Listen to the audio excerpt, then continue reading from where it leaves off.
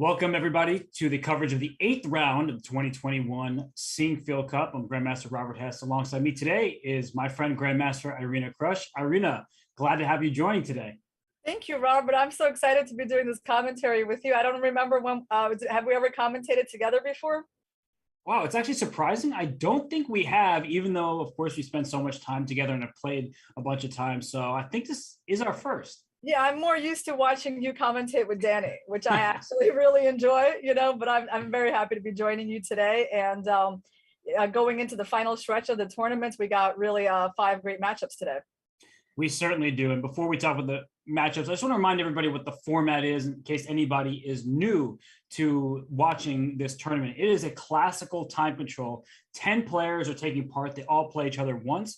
And it's a time control of 90 minutes with a 30-second increment, followed by 30 moves added to the clock at move 40. So when the players get in time trouble, 30 seconds added, they can rebuild that. But Irina, enough about time controls. What did you make about yesterday's day of action, and what do you think we'll see today? Yeah, well, yesterday we had Vachier and Caruana win.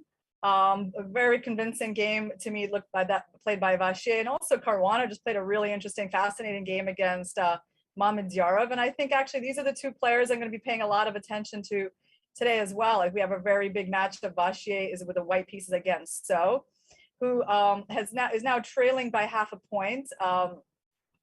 And you think So is really an ambitious move. This is his time to try to win.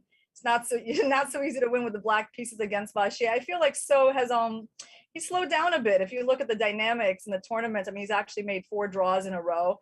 Last 4 rounds have been super exciting for him. He's defended some worse positions, not been too dangerous with the white pieces. So even though he's really up there in the standings, I feel like maybe he's got to bring something different if he wants to try to win this tournament. So my 2 top dogs right now are Caruana and Vachier.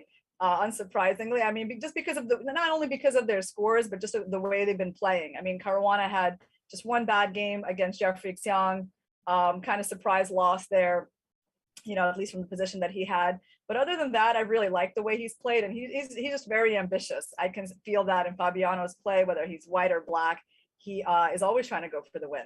Yeah, that's a very thorough answer. And I agree with you that Fabiano, he plays for win. People say the Petrov, oh, that's not that exciting. He makes it exciting no matter the opening. And for Maxime, he's in great form after his earlier loss in the tournament to Dominguez, where he was caught in preparation. And I've been, I guess, one of the bigger critics of Maxime because he plays the same opening over and over and over again. And yet in this tournament, it's proving to be successful. Whereas in earlier tournaments this year, in Vaikonze and then the candidates, it was actually causing him some problems. What do you think he's going to play against Wesley So today? I mean, I have kind of looked at their matchups, and of course, 1e4 is the safe bet, right? And I feel like that's what he's most comfortable in. He's been experimenting with d4 and c4 as well, but Wesley's really solid in those lines. I just don't know if he's going to feel that those are the best things to play against Wesley. Yeah, Maxime is an e4 player through and through, so I do expect we'll see that. He won yesterday with 1e4, though he did not really have much of an advantage against Jeffrey before Jeffrey stumbled and eventually lost. And we do have to give a shout out to one player in particular, that is Peter Svidler, who has had a tough tournament, but played a phenomenal game in round 7 to make his way back to the 2700 club. And that's why he is super GM Svidler once more.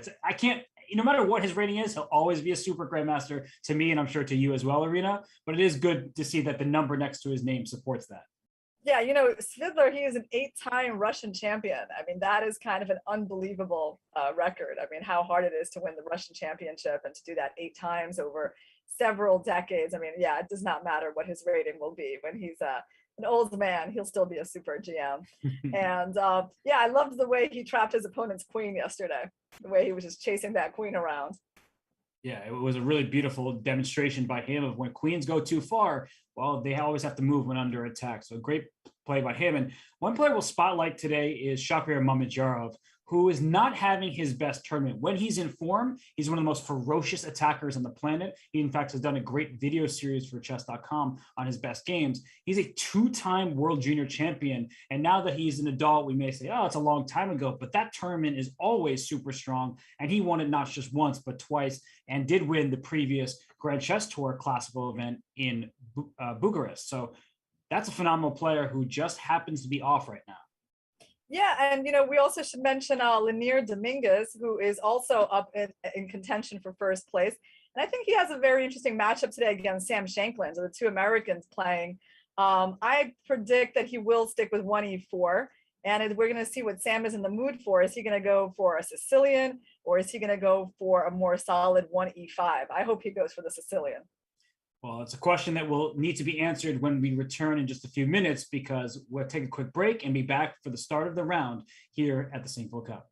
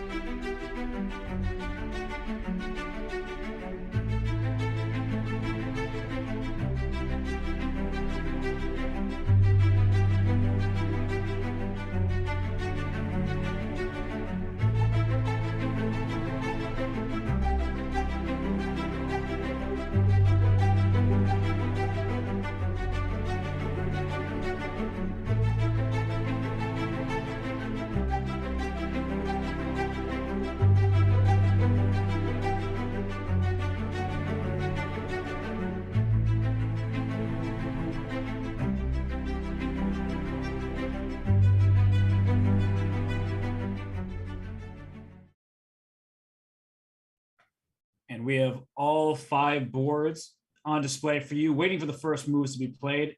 Irina, so if you had to guess the openings in all 5, I know I'm putting you on the spot, I'm sorry, but do you have any predictions for the 5 boards that we have on screen? Mamedyarov, I'm just going to say D4. Okay.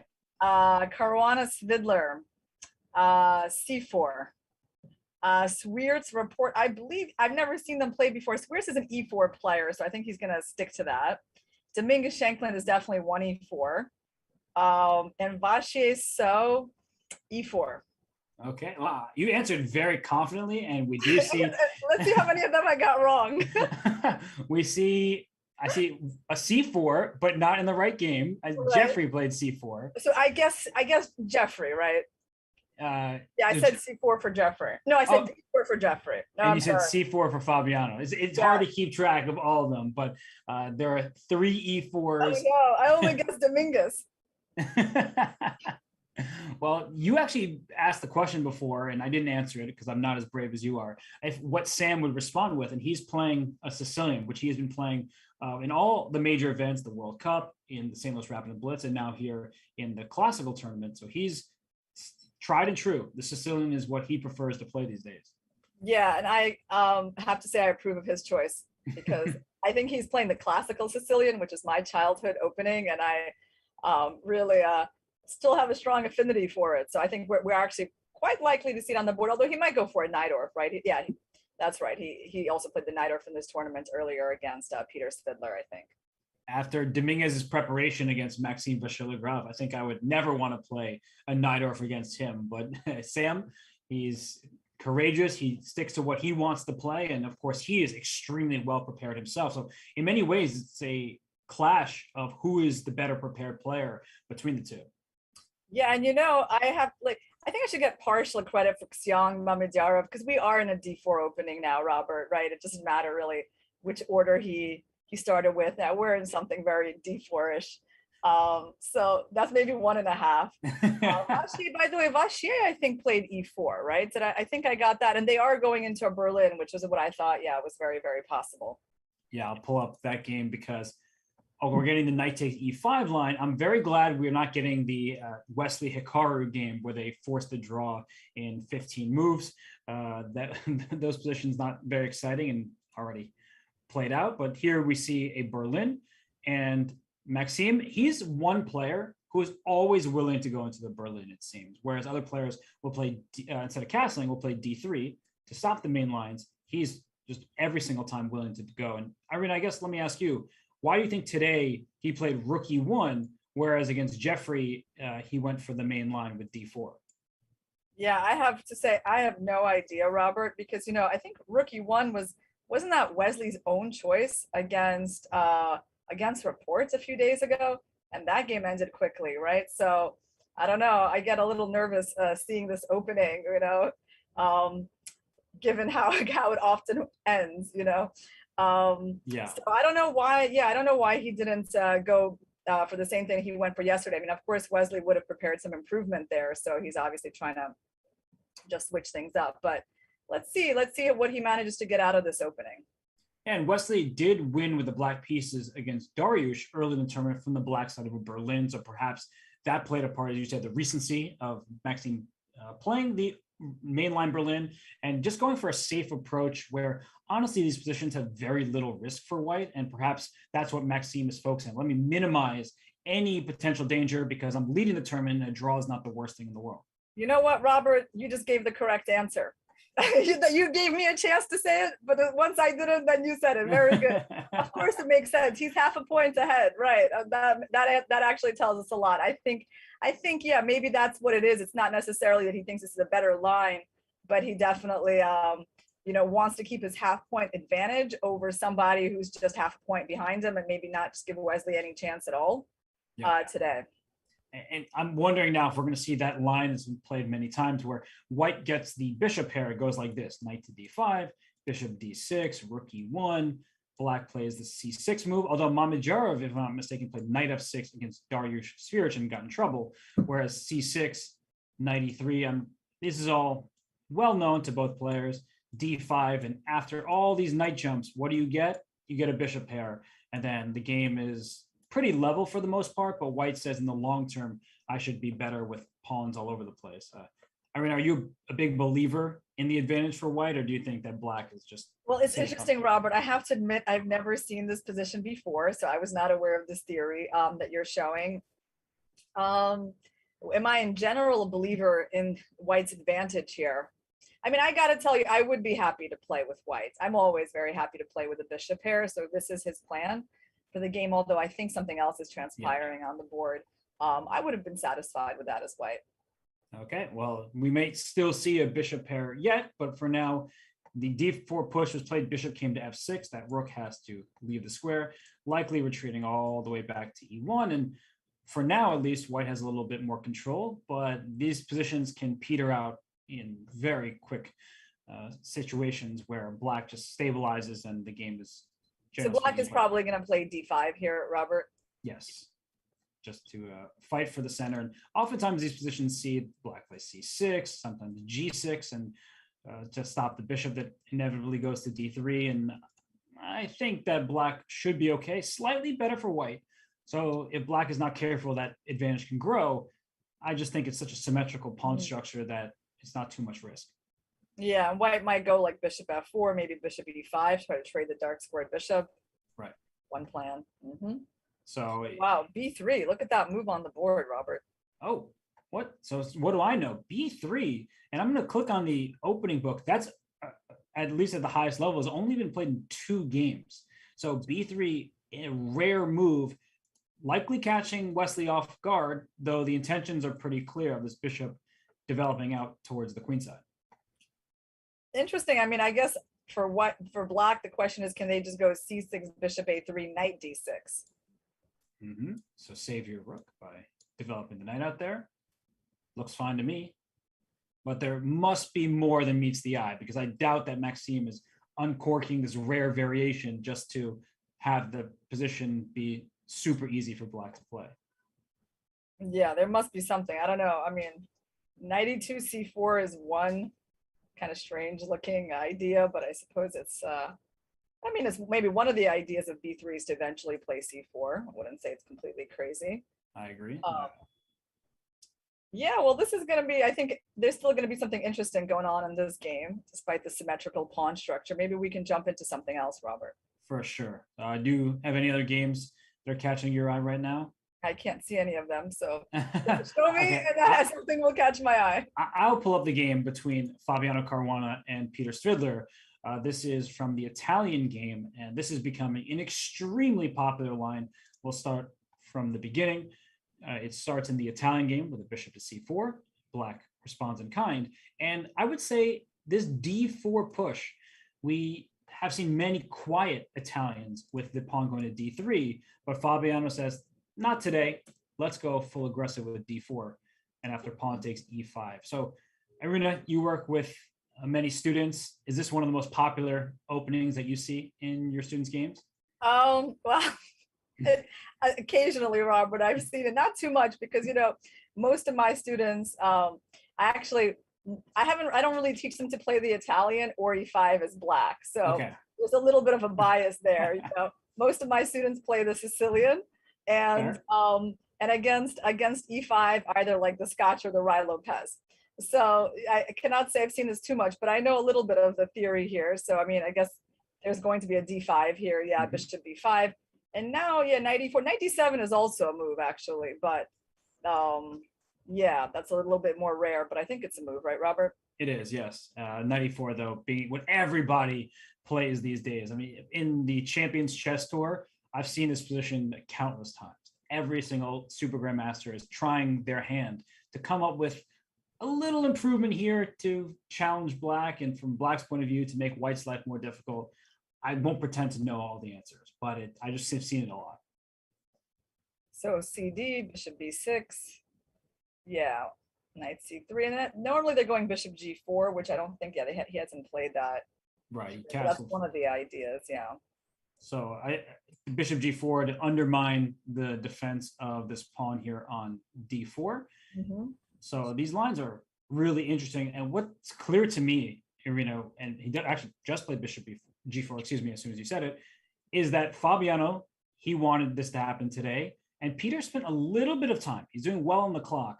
But that just sort of hints to me that he was not anticipating that Fabiano would play this today. Yeah, I mean, he spent a little bit more time, right? Yeah.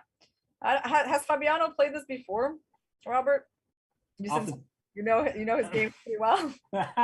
off the top of my head, I can't remember games this line, but I also mix up, the who's who in these Super GM tournaments when they play these things. So, I'll hold my tongue on certain things, but it seems like Fabiano, he plays quickly when he's in his preparation, and it's clear to me that he is in this game.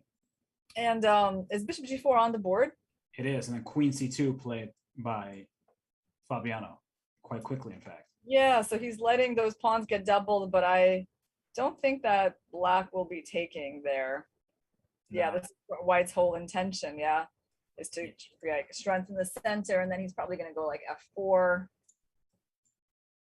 It's one of these positions. Interesting concept. Yeah, it's one of these positions, Irina, that once at first glance, I've ruined white's kingside pawn structure. But then if white's not getting in any danger with the king, the bishop pair, the open G file, the potential for attack, it just looks amazing for white at first glance. Yeah, it's like interesting. I mean, I cannot say that it looks like black has a bad position here, right? I mean, it still seems like very, very double-edged, and kind of wonder about like black putting the pawn in F5. I mean, it seems like a reasonable positional move. Yep, I agree. Because it's not easy for white to play C4 here. So ultimately, black might go Queen E7, Knight D8, maybe even Knight E6 and C5. I mean, taking on F3 is pretty principled, isn't it? I mean, that's why he's put the bishop on G4. So I cannot say that he's not going to take that knight. Seems like a real possibility. I'm with you. And I'm looking down the semi-open G file and wondering how strong is white's attack. But I really like what you just suggested with that Knight D8 to E6 plan. So that begs the question, should white take on C6 at some point? And it's a mess, right? And one of the things that I would consider, and we're already getting deep in the weeds, is after a move like F4, is this bishop on B6 really shut out? Is it that big of a deal? These are the pros and cons of a position like this that you have to really assess properly before getting into them. I guess we should mention, Robert, like if black doesn't take on F3 and tries like some kind of F5 move, there could be like knight takes D5 tactic, right? Ooh. So, I mean, I don't know if it's good, but it's like something that we should point out. Looks good to me. You stole a pawn in the center of the board. So yeah. I'm a fan of that tactic, and just to put on the board for everybody, queen takes, bishop C4. That's a pin and a win of a queen. So yeah, that looks like the F pawn should not move just yet. So we think pretty much like this is quite a critical moment for black, right? I mean, he has to respond to the attack on the knight. Now, how big of a threat is knight takes E4? That's a great question. Queen C2 clearly played to attack the knight, but I think it looks pretty legitimate as attack, because white can also throw in bishop takes C6. So I know your question was geared towards that D4 pawn being weak, but instead Peter just takes on C3 right away. Doesn't even want to figure it out. Will he take the knight next? On F3? That's the question, yeah. Mm-hmm. He might, after B takes C3, perhaps F6 is also possible, just hammering away at the structure in the center. You That need makes to calculate, but F6 does make sense. Yeah, F6 very logical. I would actually say that he's more likely to do that because, I mean, why not? I mean, the knight's not going anywhere. Yeah, I would say the one thing you have to be alert for in these positions is like if there's a take and the queen takes and say bishop takes C6, like you have to evaluate this kind of position properly.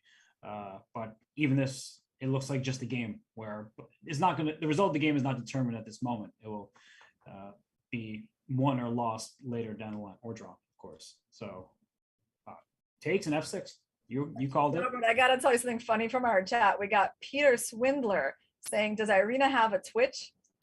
I love it. I just love the name because, we're going over the game of Peter Swindler, and there we got Peter Swindler, which is really funny. Peter, get back to the chessboard. What are you doing? There's no cell phone or computer allowed in the playing hall in St. Louis. They always wand for that stuff and are very careful. So get out of here. We appreciate all our supporters. And hey, Irina, bishop takes on C6 has happened. No, F6 has happened. So everything that we were talking about. Mm-hmm. Yeah. So if you take back on C6, then taking on F6 is likely and the knight jumping in there to e5. We're predicting things. We're doing a decent job, I'd say. Yeah. Let's see. Well, we'll keep our eyes out on this one. This is a really fascinating start to the game. Let's actually quickly go back to the Maxime Vachier-Lagrave game against Wesley So, because he answered what we were trying to figure out, where in the variation after the bishop did go to a3. Let me just refresh here. So the c6 was played, bishop a3, knight d6, and queen f3, giving up the pawn on d4. That cannot be taken, probably. Actually, well, there's no queen f4, so there must be something tricky. Maybe it's rook d1 is the Rook plan. d1. I have a feel like that's it. Yeah, and you have threats of rook knight takes d5. Wow. Okay. Of course, you can take on c3, but there's some clear compensation here, right? Look at that centralization. I'm not sure how black deals with this knight on d6, because the next move could be queen c5, and then with the bishop and queen in a line, it looks like white, at the very least, is going to win an exchange. Yeah, so I mean, yeah, rook e8, there's just bishop takes d6, which wins. Right. Because the back rank checkmate. Quite difficult to get out of that pin. And if you play bishop e6 first, then queen c5 and the knight moves away, looks all fine. And then you realize queen takes f8 is a big problem, where white goes up in exchange, which isn't the easiest position to win, I should say, but clear that white is the one pressing. And okay, yeah, that's what Maxime black would never voluntarily enter this one. So, you know, this queen f3, it's like, oh, so that's the point. You know, when you see that move, then you're like, aha, this is what he's got prepared. And of course, yeah, it is all preparation. He has an hour 35 on the clock. Makes sense. It's not the kind of concept that you just think of at the board, is it, Robert? No. And I mean, if I'm Wesley and I think, all right, my opponent's prepared, I haven't done anything wrong. I played all natural moves in a known opening. So now I have to sit and think for the next 15, 20 minutes, because clearly there's something that is about to happen. And queen f4, as you mentioned, is the big threat. That's an issue. The knight is under attack. And I drew my arrow incorrectly because I wasn't aiming to the f8, but the knight is pinned. So am I going to have to bring my bishop back to e7? That looks way too passive, and nobody likes to play that way. So tough moment. You know, I think he actually might just be doing that, Robert. Like maybe he's just going to go bishop e6 and get ready to just retreat, because at least it's solid. Yeah, you can, but I think that's the difficulty in positions like this, because we're like, all right, I'll be solid, nothing's wrong. But I feel like that's how I often go the most wrong, is when I, instead of going for the active plan, which looks risky, then I get in this passive position where my pieces can't really move, and white has an easy game like bishop d3. And I like almost all of white's pieces more than I like black's at this point. Yeah, and then he's going to have to go, well, I mean, he'll go things like g6, I guess. Yeah, I think he'll try to neutralize that bishop. It's kind of typical stuff for this line. It's true. It's not the end of the world. So maybe it's a practical choice for Wesley, and that's very difficult for humans to do. Computers are always great at that. Like, yeah, whatever, I'll retreat. I have no space. It's not a problem. But we're like, I can't move my pieces. How am I going to play this game? And that could be the best strategy. So I'm with you, Irene. I think that bishop e6 followed bishop e7 may in fact be the way to go. One of our viewers is asking, is there a plan where you sack the exchange by giving up the rook for the bishop? And I wonder which bishop he meant. Did he mean the bishop on e6 or the bishop on e7? Because I mean, I'm sure there is some idea where like rook e6 exchange sack could be examined, right, Robert? Yeah, and also actually in this position, perhaps is knight f5? Like, is that the exchange sack that is being asked about? Because if you take on f8, then knight takes d4 intermezzo. Interesting. Yeah, because you've got a really strong knight there, and bishop f5 coming. Wow. Okay, knight f5 is an interesting one. Yeah. I didn't think of it myself. Thank you to people in the chat mentioning exchange sacrifices. I think that Maxime has several more moves prepared in this variation if it were to occur. So you need to be certain if you're Wesley. Yeah, it's very interesting, you know, because like he'll know that knight f5 is something that Maxime will have looked at. It's a little scary to go into forcing lines, and then you wonder psychologically, will he just like go for something more solid that is not as forcing? But yeah, knight f5, it's definitely a very principled move. And I think if we looked across the players, the competitors in this tournament, different players would have a different response here. I would see someone like Report playing knight f5. I would see someone like Caruana maybe playing knight f5 if he sees it concretely, whereas other players are more risk averse and maybe just more principled, you could say, and play, oh, bishop e6, bishop e7, I'm fine as black. So it's a big moment for Wesley, and it depends. You said this earlier, Irina, how ambitious he is today. That's true. Yeah, I guess we're going to find out right now, Robert. Well, we'll wait until he makes his move. He's got that bishop e6, bishop e7, or that knight f5, a brave exchange sacrifice. And let's go on to some of our other games. It looks like the game between Dominguez and Shanklin. It was a Sicilian. We're not too far along, and it's Dominguez who has been spending more time in the early stages. You're a Sicilian player, Irina, so maybe you can lead the way here and explain what it is that is taking Lenier more time than it is Sam. Let's see some moves. Okay, where'd he go with his knight? Back to F3. Okay, so here we go, bishop e7, bishop c4. And knight c6. Yeah, I don't know this knight c6 move. That looks normal enough. Yeah, we're in a rare line. As I click to see the openings, it says only 16 games are found in this line. It's a little bit unusual, I think, right? Castling is the main move. Okay. Sam? So what would you say the big difference is? Because it doesn't look like knight c6. You can castle later, so it doesn't look like that big of a deal. But why would knight c6 be so much rarer, in your opinion? Somehow, well, I guess it depends on where they usually put this knight. I mean, right? Very often in the knight, or if this knight is going to d7, and I know that queen often goes to c7 on these lines. So, I mean, I guess just the fact that he's committing the knight this early, it's a little bit, is what makes this move less common. I mean, because he's going to have to castle for sure, right? And yet he's already choosing to commit this knight to c6. I mean, I guess the idea must be knight a5, Robert. This is, why else would this knight be coming out so early if it wasn't for those types of ideas? That's a good point. And the knight to d7 is very common, as you mentioned. And I would say another drawback, at least as I'm trying to come up with on the fly here, is that in the event of knight d5, the knight likely takes on d5. Now when the pawn takes, you have to spend a turn dealing with the attack on your knight on c6. Not the end of the world. This is a known pawn structure with its imbalances where black rather has the extra central pawn, whereas white has the extra pawn on the queen side. So it's a 4-on-3 when you cut the board in half.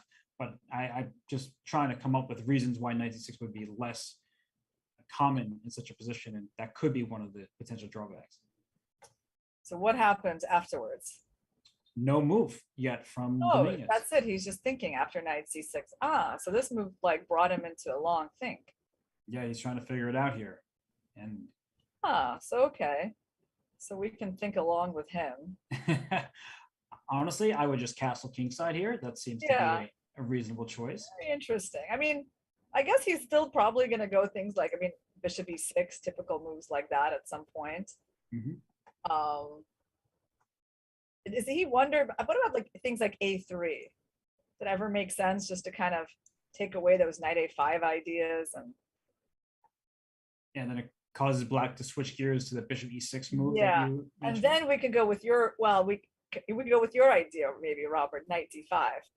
That's the kind of the point I was trying to have. Looks pretty good because you can't take with the knight, of course. Otherwise, you get forked with this pawn. That's an issue. And if you take with the bishop on d5 instead, then when the pawn takes, this bishop can retreat to a2, for example. I even thought we could consider bishop d5. There's queen a5, but then there's b4. Even bishop d5 is very much on the board, because actually queen a5, b4 is very useful to have, right, Robert? 100%, right? You gain some space because you want to launch these pawns anyway. That's one of white's major plans. I like it. Bishop takes d5 seems like a way to go. So a3 has some points to it. Did he go knight d5? Whoa. Okay, look at that, Robert. I think you got this one. This idea of hitting the knight. Wow. I think now black has to take, right? Because bishop b6 is a pretty big threat. I'm going to defer back to you, though, because I think after knight takes, maybe bishop takes d5 will be played. So I think we're both right, but we're bouncing ideas off each other. And I think that because of the threat bishop b6, knight takes d5 looks like it should be played. And why not take with the bishop on d5? No, use the outpost square. That's true. Yeah. And I think for the people who may not be as familiar with the Sicilian, the bishop on e7, that's the piece you want to leave black with. And preferably you leave yourself with a knight on the d5 square. So that's the minor piece trades you want to make, is leaving the d5 square, the outpost square as we're going to call it, for your pieces, and leave black with this dark square bishop. Yeah, this knight d5 is logical, interesting, Robert, because he's using the fact that the black knight is not on d7, protecting b6 and f6. That's right. I think this is what he's trying to do here. He's noticed that b6 square is kind of vulnerable, and he wants to threaten it and basically force this trade and take over d5. Just looks nice for white. So Sam is now thinking, and it now leads, I'm just speculating here. I'm always trying to get into the psychological components, because players, some of them play really quickly when they're in their preparation, but then sometimes maybe I believe them incorrectly, where I think that they know exactly what they're doing, and then you make a response and now they're thinking again, because knight d5 did not look like a move that was out of the blue. It's a natural move in these Sicilians. So I wonder if knight c6 was a planned move by Sam, or at the board he just played it quickly and now it's like, wait, was my knight supposed to go there? Did I make a mistake? That would be surprising, right, Robert? Because Sam knows his theory. He knows his knight or theory. He's been playing it for years, actually. But we'll see. How about we could take a look at some other games? All right. Well, I just want to give you credit first before we check out a new game, because Maxime and Wesley, they have gone down the bishop e6 and bishop e7 line. So you were right. No risks taken. I can predict those conservative moves, Robert. That is important, though, because some players, they lash out when they shouldn't. And I think that it was the right thing to do, given that Wesley is in new territory and Maxime still is playing instantly. But we're going to go to a new game. Let's check out the game between Dariush and Richard Report, because we haven't looked at it, and a London system by Dariush in this game. I think this is played because he's having a bad tournament, so he wants something ultra solid, and then to yeah, he didn't even play c4 right away. He played bishop d3. Not even going for those. Isn't there some line with bishop takes b1 and the king coming to e2? It's like right here, isn't it? That's right. Commented on so many speed chess championships, Robert, that this line. I know they like to play it in the blitz. They do. The king on e2. This is one of these moments where I must pause. Do not try this yourselves, please. For those of you in the audience, do not have your king on e2 on move 7. We appreciate you all. We hope you're learning, but do as we say, not as necessarily the players do sometimes. So I know Magnus himself likes this opening, but yeah. Oh gosh. Yeah, you're right. He didn't go for this line. Instead, in this game, bishop d3, bishop g6, and now c4, which bishop d6 was the response. Such a solid game by these players. It's very solid. I mean, of course, if black decides to capture on f4, things are going to get kind of unbalanced, and I mean, then white's going to, I think, have their chances in this pawn structure. I mean, it's a possible one for black as well, but I very much doubt that he's going to be in any particular hurry to make that trade. So what else can black do here? I mean, right now it's black's turn to move, right, Robert? No, sorry, black just went bishop d6. Oh, okay. In that case, great. I'm glad I asked that question. You want to talk more, let me make sure I know whose turn it is. No, but you are right. That's actually a good thing to think about when we think, is our opponent planning? When white's thinking, is it a big deal if black takes on f4? And the answer often is no, actually, that gives better control of the e5 square. So even if it's not black's turn now, that option may still be on the table in a turn. Yeah, so I guess white has a choice. I mean, basically, the way I see it, a lot of moves are possible, right? There's knight c3, castles, bishop g3. I mean, I don't like that one as much. Yeah. It's a very conservative move. Yeah, those are the main ones. He kind of has to decide if he wants to allow that trade to happen on f4 or not. But and basically knight c3 and castle, they seem just very similar. Right. And, you could take on d6. He plays bishop g5, actually, so that surprises me a bit. But, he could have taken on d6, but that would indicate to me, Irina, that Dariush is really just playing to not lose the game. So instead he plays bishop g5, which is a bit more aggressive. And if I'm report, I think I would take on c4, even though I like keeping my pawn on d5. It's a very important square.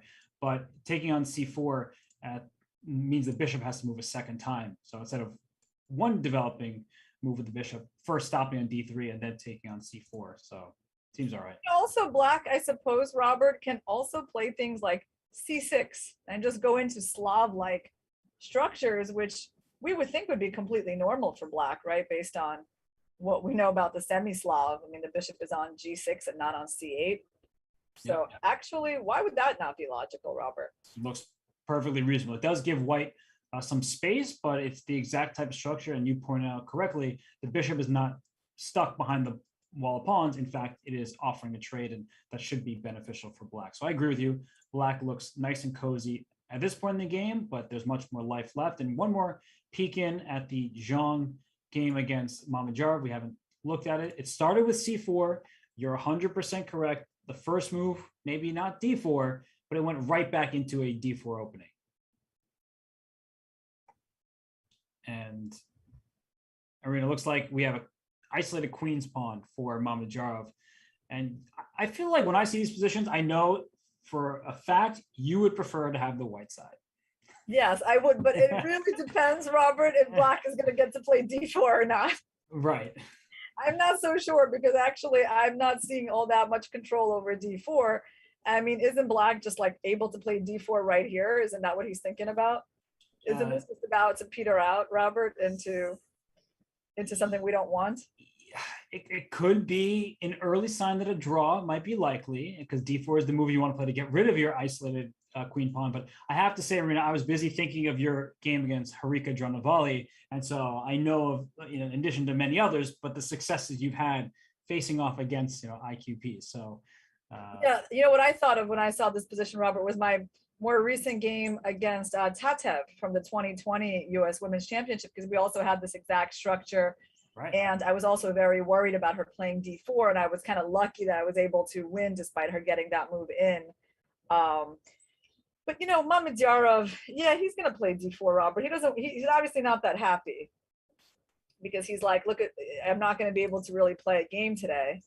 Yeah. But I think he's going to have to, because I mean, what else is he going to be sort of go fishing for in this position as black?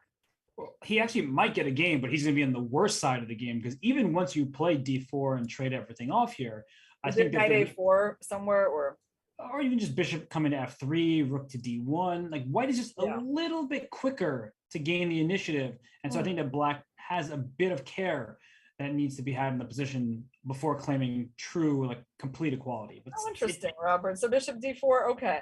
So are you going to take care about bishop c3, or just kind of like play rook d1 and let me take it? Have the c3 knight, and I'm just going to claim, maybe incorrectly, that my bishops should be strong. I do love a good bishop pair. Yeah, I mean, it's very move by move, right? Because maybe bishop e6, and I suppose you're going to go bishop f3. Yeah, that's my one hope, is aiming my bishops towards your queen side. Yeah, there's claiming something. Pressure there. So d4 is not like, let's take a look at, well, do we have a break that we need to go to, Robert? You're keeping tabs better than I am. You are correct. We will see if d4 is played, and we'll take a deeper dive into that if it does indeed occur. But for now, as Irina said, it's time for us to head a break. We'll be back shortly for more from round 8 of the Sinquefield Cup.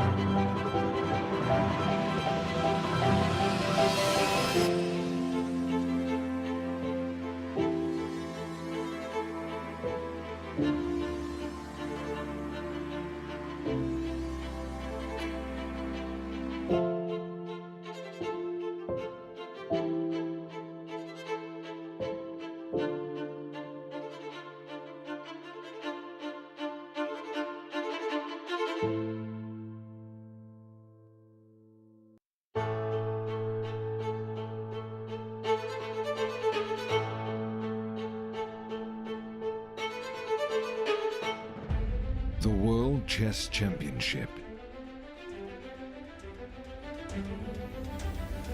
The champion, Magnus Carlsen. The challenger, Jan Nepomniachtchi.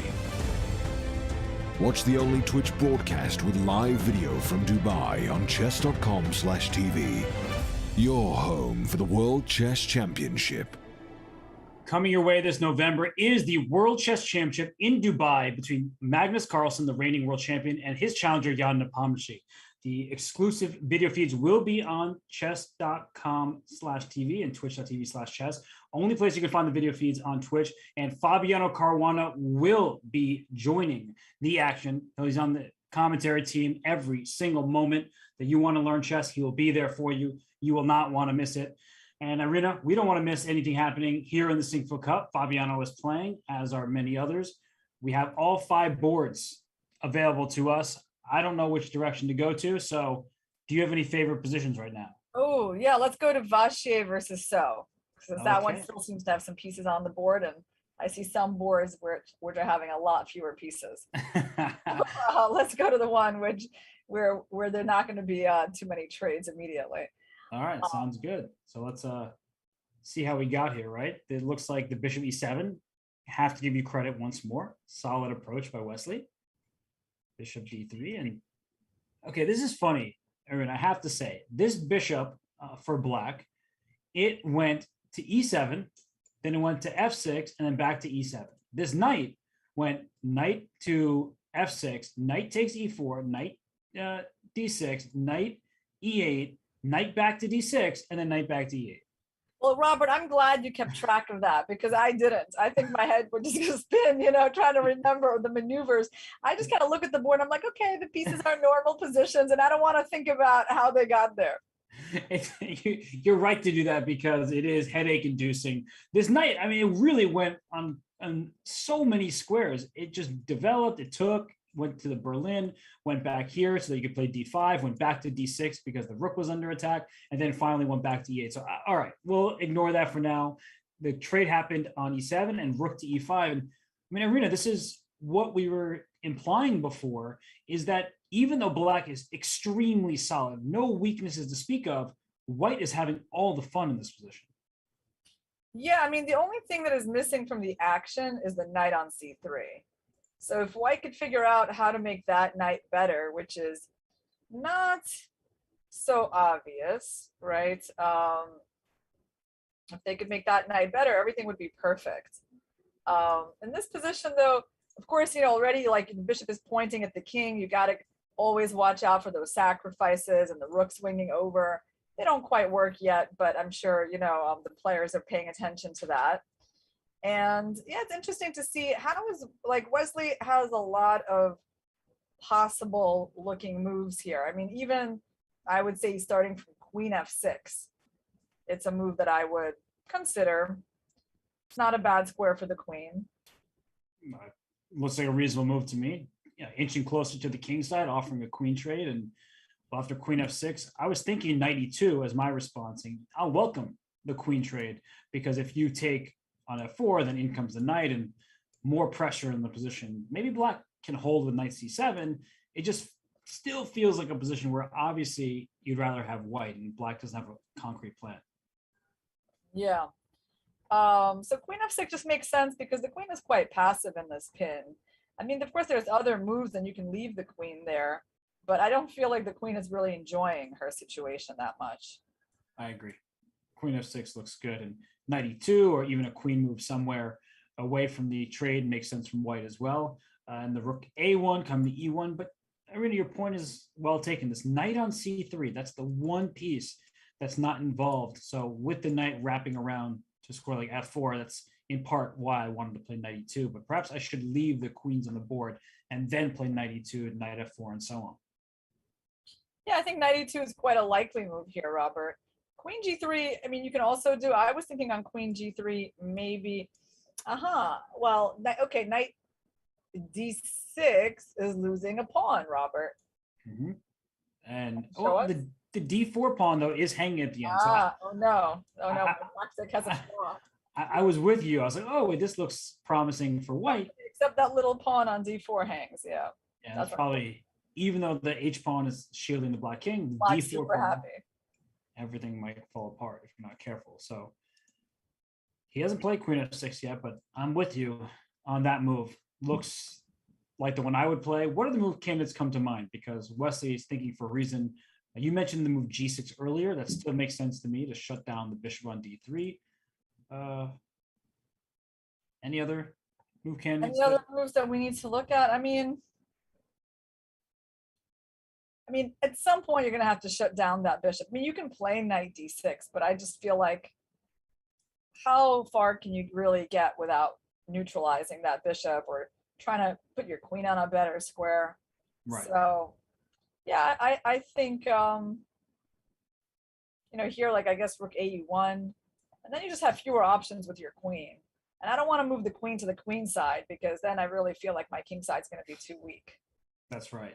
And you raise a really good point that Queen F6 now is not really a thing because you shatter your own pawn structure and get in trouble. So I'm with you, Arena. I think that leaving the knight on E8, at least for the moment, makes sense so that you can play Queen F6 either immediately or even after you play G6 first. So Maxime has everything that he wanted. He's well ahead in the clock. He's barely spending time. Wesley sitting, deliberating what to do. But Wesley's a great defender. He had a tough position against Jeffrey a couple rounds ago, and he survived that. So I don't think he's feeling too uncomfortable yet. I feel like Wesley, this is up his alley as well, this kind of position.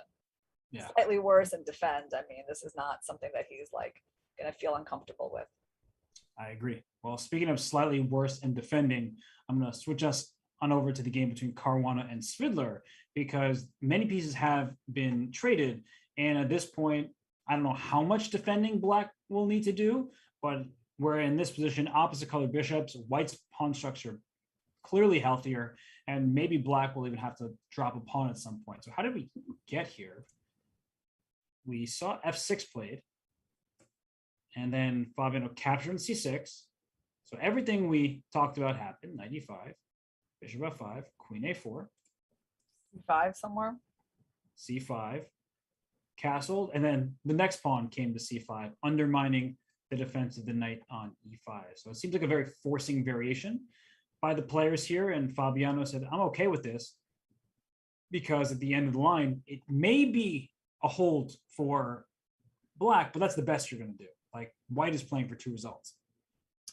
Yeah, I agree. I mean, Black is a little bit worse. Although when I see Black's position, I don't immediately go like danger. I still feel like, okay, nothing terrible has happened.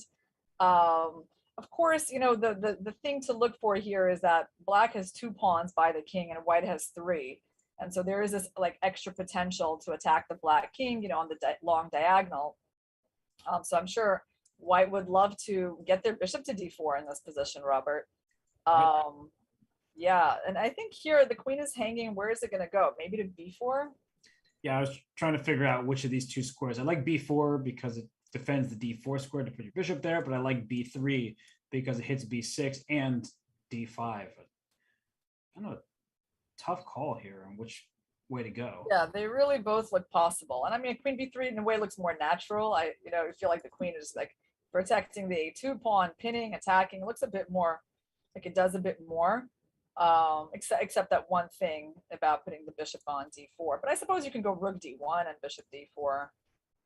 And your pawn will probably be on F3, Robert. I think in this game, we're going to see that pawn go to F3 at some point. I like how you said that with a little bit of, Ben Feingold has made an impact on you in the way you think about F3 and F6, but it goes to show because of your point that White has 3 pawns in front of the king. And just to make a few moves, let's say put this bishop on E4, that when you play F3, the bishop is immediately kicked out of that square and shut down. Whereas when White's bishop gets to D4, then you're not going to be able to oppose it on the diagonal. So White is clearly better to me. I with you again that I'm not sure what level of danger Black is experiencing, but it just is such an easy position for White to play. And so Black has a few things to figure out. And so our audience is asking, can the B6 pawn be defended? Okay, queen B4 was played. So let's actually try to answer that question. Can it be defended? Well, I think, Robert, first of all, one move here in terms of defending the pawn is rook a6. Okay. Needs to be looked at, although I see that white is going to be up a pawn. Yeah, bishop b6, rook b8, just bishop d4, maybe. Oh, that should give black good chances to hold, right? Yeah. Like just to go through that. Bishop d4 or queen d4 takes, and then bishop or even queen h2, Robert, if you want to not give up that pawn like that. Yeah, maybe like this, so that you're even in pawns. Nice. Wild, crazy pieces, right? When queens are under attack all over the place, you can get rid of the queen from the square it's on and then take the. I really like that. That's a beautiful tactic. So rook a6 is one way. I mean, are there other ideas? Like, does he even need to protect this pawn? Of course, if you lose the pawn and that a pawn travels up the board, white's going to be quite a bit better. Obviously you can't put your rook on f6. You can't put too many pieces on dark squares in this position. So yeah, he needs to save that pawn, doesn't he, Robert? Yeah, this is one of these positions where I think looks are deceiving. We both felt that white is better, obviously, but black should be able to find the right moves, and that's the key, is finding those right moves. And I guess actually rook f6 doesn't lose material because after bishop d4, there's queen d6. So maybe you can hold everything together. But even here, queen b2, white is calling all the shots. Oh yeah, I love that dark diagonal, that pressure. So it is really quite annoying, isn't it? Yeah, there's going to be a rook lift, this pawn a2. It's hard to get to, and you may even be able to give it up as long as you maintain that pressure on the long diagonal, which black can't replicate because the f3 move that we were talking about before. Yeah, this just looks pleasant for white. Yeah, so it's this thing that we should explain to our audience about the opposite colored bishops favoring the attacker, and that even, you just having the better bishop, it makes such a huge difference in this position because, black's bishop is basically like a bystander in this game. I mean, it cannot do much in terms of attack, and it cannot do anything to defend on the dark squares. So it's not even that it's a bad piece. It's more like if it's it has a danger of being an irrelevant piece. That's right. This bishop will probably, can go to c4 or something, defend pawns, but not the king. That's Irina's point. And yeah, it's looking, the more we talk about it, the more I appreciate white's position. But Spidler is a tenacious defender. He's not just going to allow Fabiano to get everything that he wants. He'll put up a fight and try to cause some issues that Fabi himself has to deal with. So he can't just go all in and attack. Yeah. So Fabi's got some pressure, and he's not going to let Peter off that easily in this game.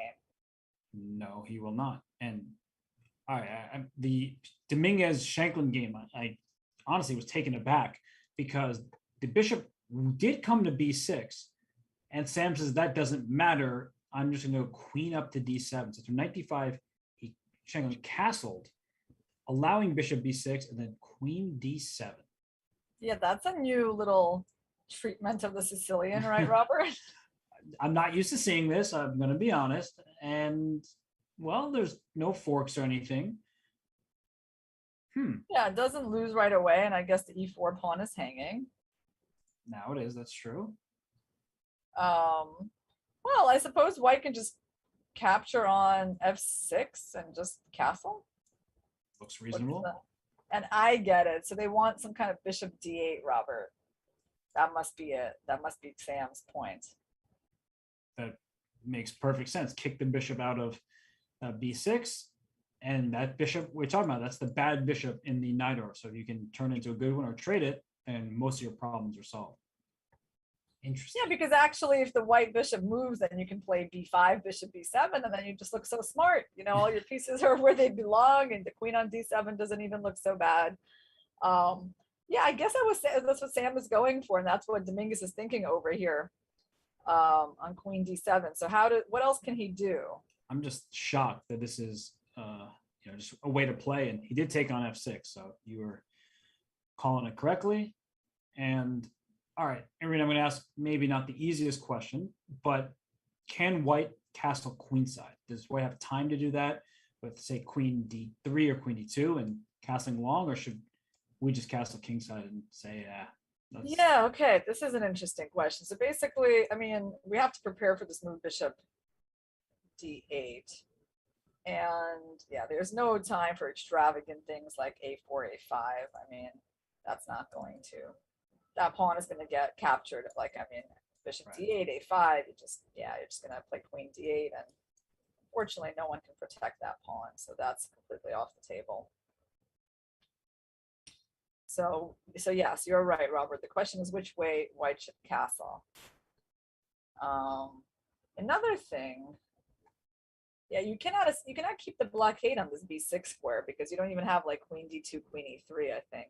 Although you can think about it, I suppose. Like, well, let's try queen d2, since anyway it helps this castle's queen side. Bishop d8.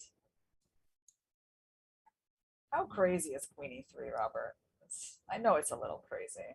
Yeah, probably a little bit, but after the trade here, I guess the problem is the king is still in the center, so maybe there's like a queen g4 suddenly that hits multiple pawns, and that could be what black needs to get everything out of there. Yeah, I'm sure queen g4 is very, very reasonable here. Although queen g4, what if I go queen e3 back and say, it's not my game. That's what I always say when I commentate. Not my game, not my pieces. Have fun with that g2 pawn, because then I'll play rook g1 and maybe I'll get a checkmate you at some point. Yeah, interesting. I mean, I guess if I want to be really solid, Robert, like I won't take the pawn and I'll just play like bishop e6. Yeah. And I'm going to try to go for quick d5, you know? You're too good. You're not going to fall for my traps. I'm hoping queen g. To give you the initiative, Robert. Oh, come on, we're friends. I'm just asking for a little favor here, just to go and try to checkmate you, and you didn't allow it. Yeah. So queen h3, I guess it's really quite dangerous, isn't it? I mean, yeah, queen. Oh, you're gonna wait, Robert. Maybe you're gonna be really mean now and play rook g7 and queen g5, queen f6, and castle's queenside. I don't know, like a good friend. I was thinking about it, but I was actually thinking that maybe instead I can just go for the kicking your queen away and then putting my queen on h6 and then just checkmating you that way. So I felt spoiled for choice. Yeah, that looks pretty good. Well, these point being, don't take on g2 just because it looks free, but I still think that's too slow for white. So maybe you're forced to castle kingside in the end and bishop d8, and black should be doing perfectly okay there. Yeah, actually, you know what? Castle's bishop d8. Okay, bishop e3 needs to be played, right? I think that's definitely keep the bishop. Yeah, there's no reason to trade. Yeah, like this I would feel okay, like bishop d5, yeah, bishop b7, I suppose you're going to play, right? Mm-hmm. And something like c3. Typical. Yeah, actually, this is, I think this is where we're going to go. White's got everything under control and nothing crazy. Yeah, good bishop on d5, looking happy, but black ready to kick that out at some point soon. The d6 pawn, that's always the issue that needs to be dealt with. But I agree that this is something that does look promising for white if you can achieve it. Yeah, queen d3, rook d1, a4 ideas, just the usual attacking the weaknesses.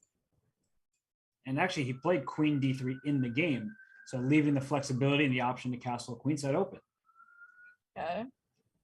I suppose he thinks knight b4 is just not a problem at all because he'll go queen b3. Mm-hmm. No big deal.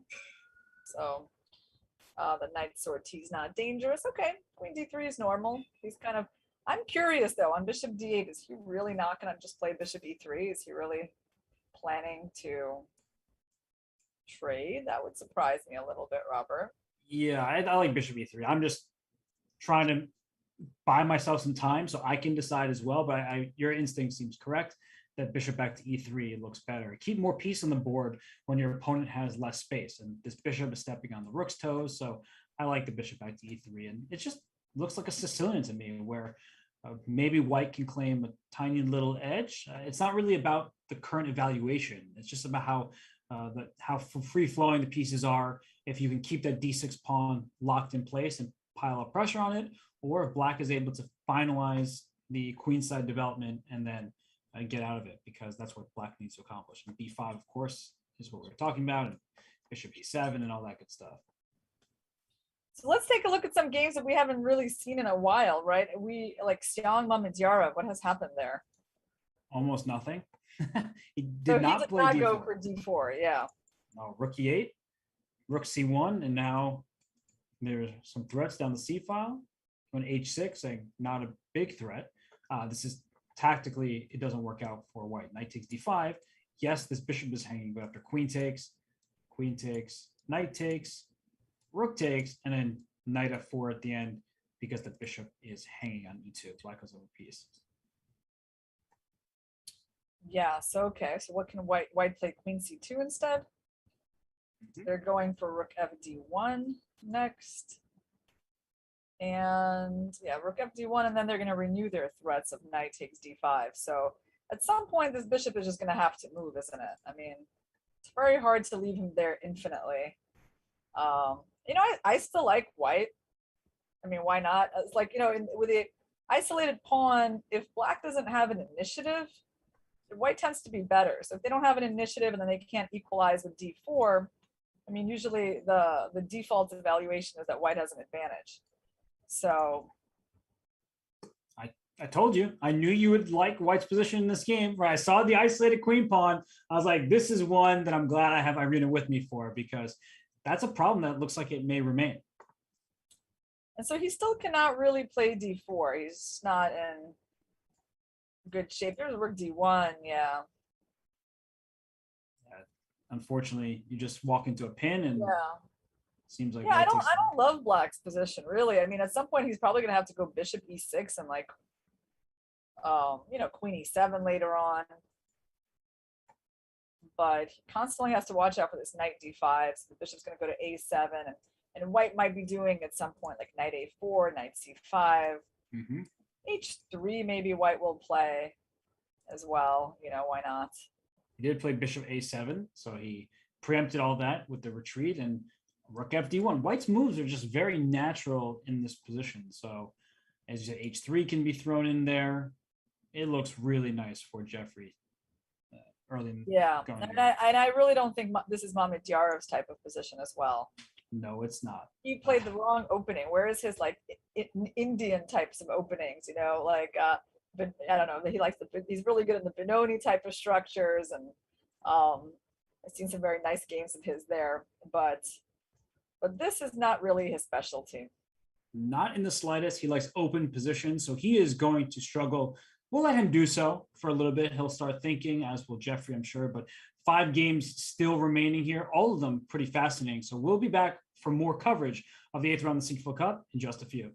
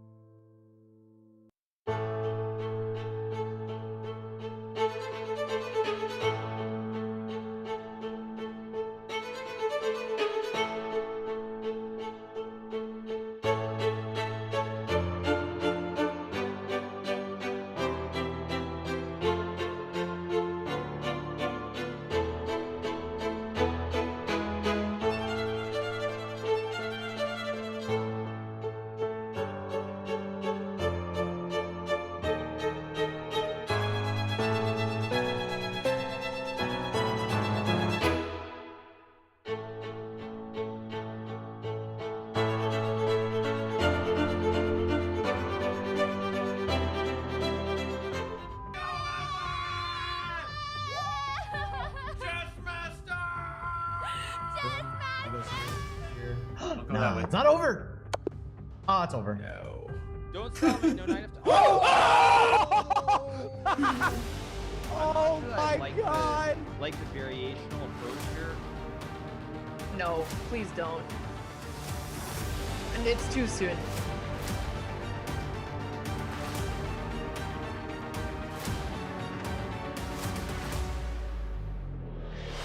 Oh my god! 99.1! Oh boy. Oh, he's moving the queen! Oh my gosh! He said he doesn't have time to teach me. Apparently my viewer count Who too gave him the low. Latvian Gambit advice? My endgame's phenomenal. You know why? I pick up Dvorak's endgame book. Now, I can't read a word of this because it's all in chess notation. It makes no sense. And Boy certainly played very well. He did deserve to win the event. Oh man! Sardoche puts together an event for the ages and comes all the way to the final to take PogChamps 3 and the belt. I think I've been more nervous for this PogChamps than any other PogChamps.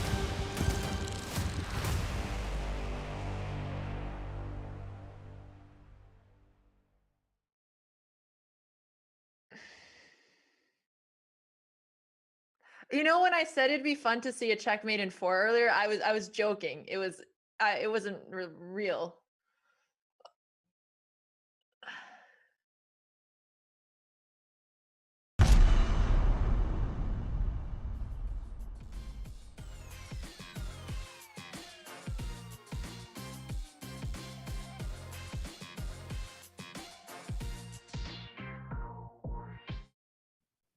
PogChamps 4 presented by Coinbase begins August 29th. That is this Sunday. So just a few days away from now. You'll not want to miss the action featuring the likes of Mr. Beast, Ludwig, I Am Christianini, and many others. Chess.com is proud to host this tournament in coordination with Coinbase.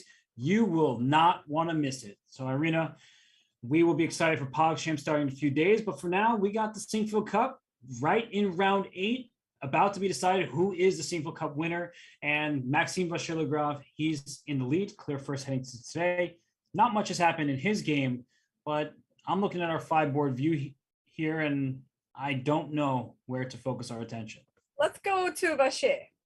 Okay. Easy choice. I'm happy to go to our leader, especially considering no trades are being offered. Seems like a tense position. What do you make of the current developments? Well, let's take a look at the last couple of moves. We saw just a couple of moves ago. Vachier still has a nice lead on the clock. So rook e5. Did he play g6? Yeah. Rook e1. Neutralizing the bishop. Yeah, we mentioned either queen f6 or g6, right? So knight g7. So what is black after in this position? It's the question. Knight e2, right? So on f6, I suppose white is just going rook e3 and saying like, no problem. I'm still staying on the e file. And you cannot move any of your pieces. Knight h5, I don't think anyone really wants to go there. I would be thinking, like, can I play rook e8, move my queen, move my bishop, and trade everything? And if it's quick enough, then this could just neutralize everything that white's after. How are you going to trade? Because I mean, the knight's going to. You want to also sometimes you have G5 ideas, Robert, right? When you go Queen D7, you might want to go G5, like if my knight's on G3. So Rook A8, of course, is very reasonable. And I think G5 is a major resource for you. Yeah, Knight G3. I like the look of that move, and Queen D7 was my intention. And we have to figure out what we're doing about the sneaky G5. I got it. I'm going to be very direct. You told me you want to play G5. H4 is a useful move anyway, because at some moment you want to play H5. And yeah, black is just struggling for space, and that's the major issue here. Yeah, it's a little hard to move. Somewhere white will play H5 in this game. I think. Not yet, probably. But for example, Robert, like if you go Rook E7, like just trying some move. I mean, first of all, it's not even that good of a move because you can't even go Rook E8. But now you would go H5. Right. And you can't even move your bishop to G4 because of Rook E7, which is kind of what I wanted to show. And this is just strategically and tactically about to be an easy win when white plays H6 and knight H. All the pieces are coming to the party. You don't want to Fianchetto your knight very often. Yeah. Honestly, I don't know how much I loved Wesley's idea. I'm still thinking maybe Queen F6 wouldn't have been such a terrible idea to try to trade, because now he's never going to get that queen trade. So he did play Rook A8, no F6. So I guess white will just continue with Knight G3. It's pretty clear. I mean, that's his plan. He's not just going to leave the knight at halfway on E2. Can you just move the queen, say even to D8 and just bishop D7 next? Yeah, bishop D7. H4. Gosh, such a miserable position as black, Robert. I wouldn't really enjoy it. No, I don't like it either. And I'm just, you're laying the claim essentially that black is fine because they're super solid and there's no clear target, but white just keeps gaining space, improving moves. And it is frustrating. I wouldn't even be surprised, Robert, if we see C4 in this game. I mean, I think white can just play on all parts of the board. It looks like it because black is just lacking space and doesn't really have a plan. Yeah, no. But Robert, this thing about, if you think about it, if we go to that moment with the Queen F6, the idea was, white's queen is just better than black's queen, right? Isn't that the strategy in chess that you got to challenge your opponent's better pieces? Unless there was something tactically wrong with it, I don't see a tactic. I would guess something to do with either knight E2 right, or just queen G or E3, something with the queen move and then bringing the knight around anyway. But I like the queen. It feels better than in the game, right? Because here we go knight D6. Yeah, this certainly looks at least better. More active, and here we have a chance to go maybe bishop F5. I think a major point is G6 isn't going anywhere. You can play G6 at some moment if you feel the pressure on H7. So this at least gives black hope of being more active. I do agree. I wonder though, in the game, now that I'm trying to think of the specific differences, is it possible that this black queen will go to A3 or B4? I know it's very far away from the king side, but perhaps that could be a reason why. Let me answer your question, Robert. No. Hey, I'm just trying to get some exciting moves from black's perspective. Everything looks frustrating. I have no room for my pieces. So I'm at least hoping that one day I can get active. But you said no. I would be shocked if Wesley would be, trying to do that. It'd be very much not his style, I think, right? No. Leaving with the queen on a little adventure there by herself. It's like traveling the world by yourself,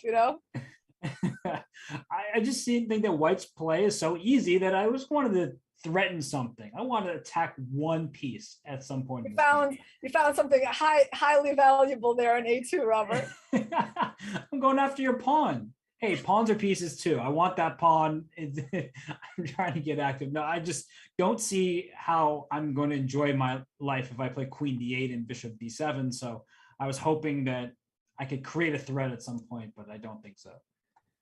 Yeah, okay, interesting. Well, we like the way this game is going for Maxime. So let's go on to some other board. Okay. Who else is defending a bad position? Well, we haven't looked at Dariushyan's report for a while, so let's go over there. And well, really not much has happened at all. in this game since we left. Bishop went to g5. One was under attack. It left. c6, your call. Knight d7. And then queen b8. And h3. I know what he's like thinking about here. This queen b8 move is a little unusual. But, I mean, I suppose he's thinking about maybe bishop takes d3, queen d3, and h6. And even, that's why he hasn't castled yet, because he's thinking about bishop h4 and g5. And that's been the whole point that, he made that pawn advance, and now he would be able to win that pawn. So if he makes the bishop take an f6, I mean, it's very solid for black, right? Yeah, it's solid for sure, but is black actually happy about this? We like our bishops, but we don't have a pair, and white can maybe take and play for e4. Because if you take with a c pawn, I could probably leave your king in the center with a check. Although that doesn't look scary at all. If I take with the e pawn, e4 is the problem. Is going e4, which looks slightly better for white. Yeah, normally it wouldn't be a problem, but given that the king is still in the center, it's a problem. So, okay, so h3, what else can he do? Black just lacks space, so you probably have to operate with some sense of urgency. I mean, he can go knight e4. True. Try that. And if goes a little bit crazy, Yeah, I was trying to figure this out. Like, can I take with the bishop? But then you might have your h6 stuff again to trap the bishop on g5. Oh, you mean bishop takes? You want me to take with the bishop? Yeah, maybe. I was thinking about that. Yeah. Yeah. But maybe take with the pawn is also just good. Why not? Knight d2 and some kind of f5, right? Yeah, or h6 first and f whatever. f5's coming is the major point. Seems like a mess, Robert, right? Like I'm going to go f3. Who knows? I think that Report is always happy for the position to turn into a mess. He's such a creative player. And Dariush not having a good tournament. And Report's in the middle of the pack. So he's actually 3.5 out of 7. He's won a game, he's lost a game, and drawn the rest. So with the black pieces, it's really difficult to win just because you want to. You don't think he's just going to castle here? You think he might? No, come on. Too simple.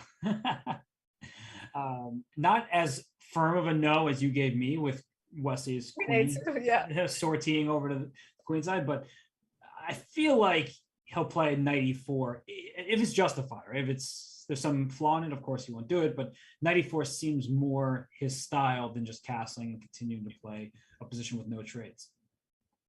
Yeah, interesting. So I think we're going to be waiting for Report to spice this game up right now. Yeah. Of course, nothing wrong with the move castles, right? I mean, we could say that's the normal move in the position. Yeah, it's like you have slightly less space, but your position is fine. You're extremely sturdy. You have the triangle from b7 and f7 into d5, and no weaknesses to speak of, just a little bit less space. So yeah. Well, let's see if he's gonna like kind of be pulled to the normal move, or he's just gonna, answer the call of the wild here. I'm hoping. Robert. I like it, and I'm hoping is the call of the wild. So I'm not going to take credit for this, but I do want to point out that Wesley moved his queen on the diagonal.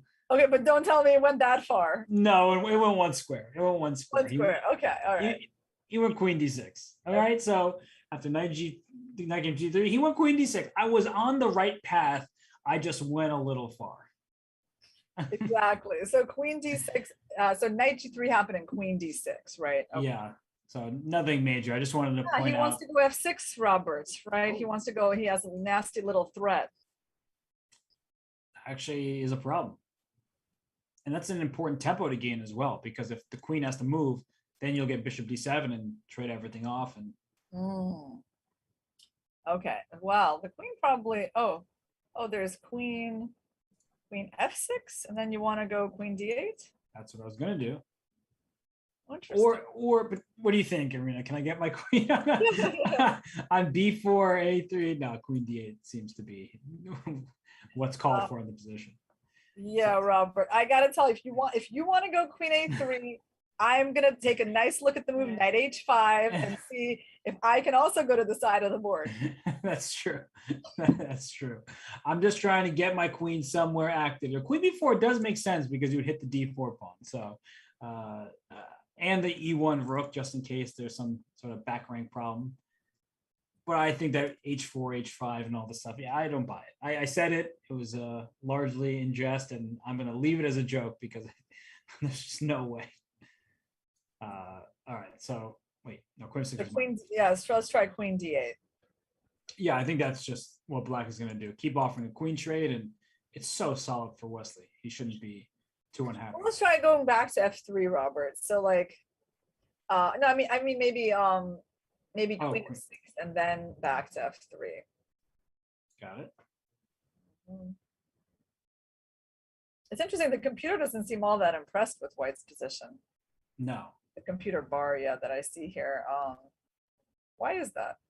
because computers are greedy, and I'm telling you, I don't have the move in front of me, but I'm guessing it wants to go some kind of queen a5 and attack the pawn on a2. Or yeah, Like, it probably wants to go in this direction, and it does attack the pawn. Bishop d7 Wow. comes. The e1 rook is under attack. wow. Oh, bishop g4. No, it does not actually work. But bishop g4 is like kind of a threat. It is an idea, yeah. Interesting. Hey, this is. Oh. Queen d6. I mean, okay, but I mean, we have to do something about f6. Yeah, the queen's gonna have to move back somewhere, or go to h6, I guess.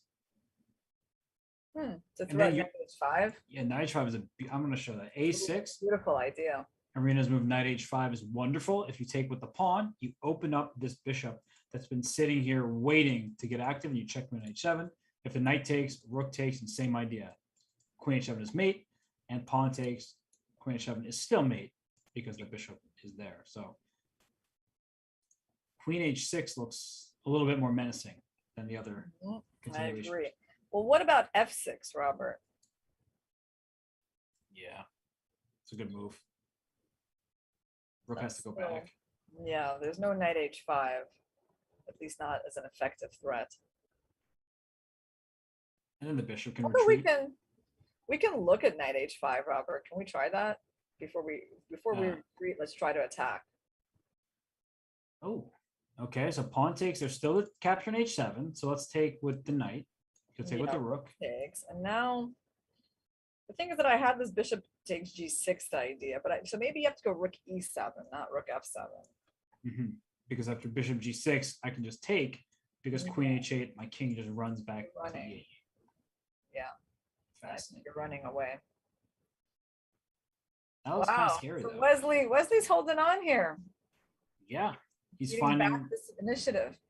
And you have to see all this. It may seem like, oh, it's all covered by black, but in order to allow queen h6 and knight h5, you have to have pinpoint accuracy, as the attack does look scary. So Wesley calculating well in this game. Yeah. All right. So I can see Wesley's not planning to lose so easily. No, he's not. And let's go to the game between.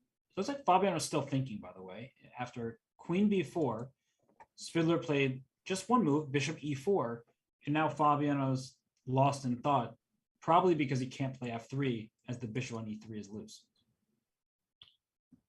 Wow. So what is the power of bishop e4? I mean, what sort of threats is he creating with that move? Like, why can't we take on b6? Let's figure that out. Queen takes b6 is why is that a bad move? Okay, so if the queen takes on b6, looks like a free pawn at first. Is it rook f6, Robert? Is it rook f6, rook g6, or That looks like of course I'm going to hit your rook on b7. But then you have d4. Oh gosh, d4. Mm. And yeah, d4 looks. It's funny because it doesn't lose on the spot. Because I guess you have queen. Yeah, you have b2. queen b2, but it's really, yeah, it's really dangerous. There could even be a sack on g2, and the king is in some danger over here. This is not what Fabiano wants to see. That's for sure. So this is why he's having a long think, because bishop b4 I think is a good move. Yeah, I really like that choice by Spidler. And that's a big difference between the queen being on b3 and the queen being on b4, is that with the queen on b3, f3 is possible. Here it's not. or maybe it is possible. I guess I thought it was bad. Bishop takes f3. The bishop is hanging on e3.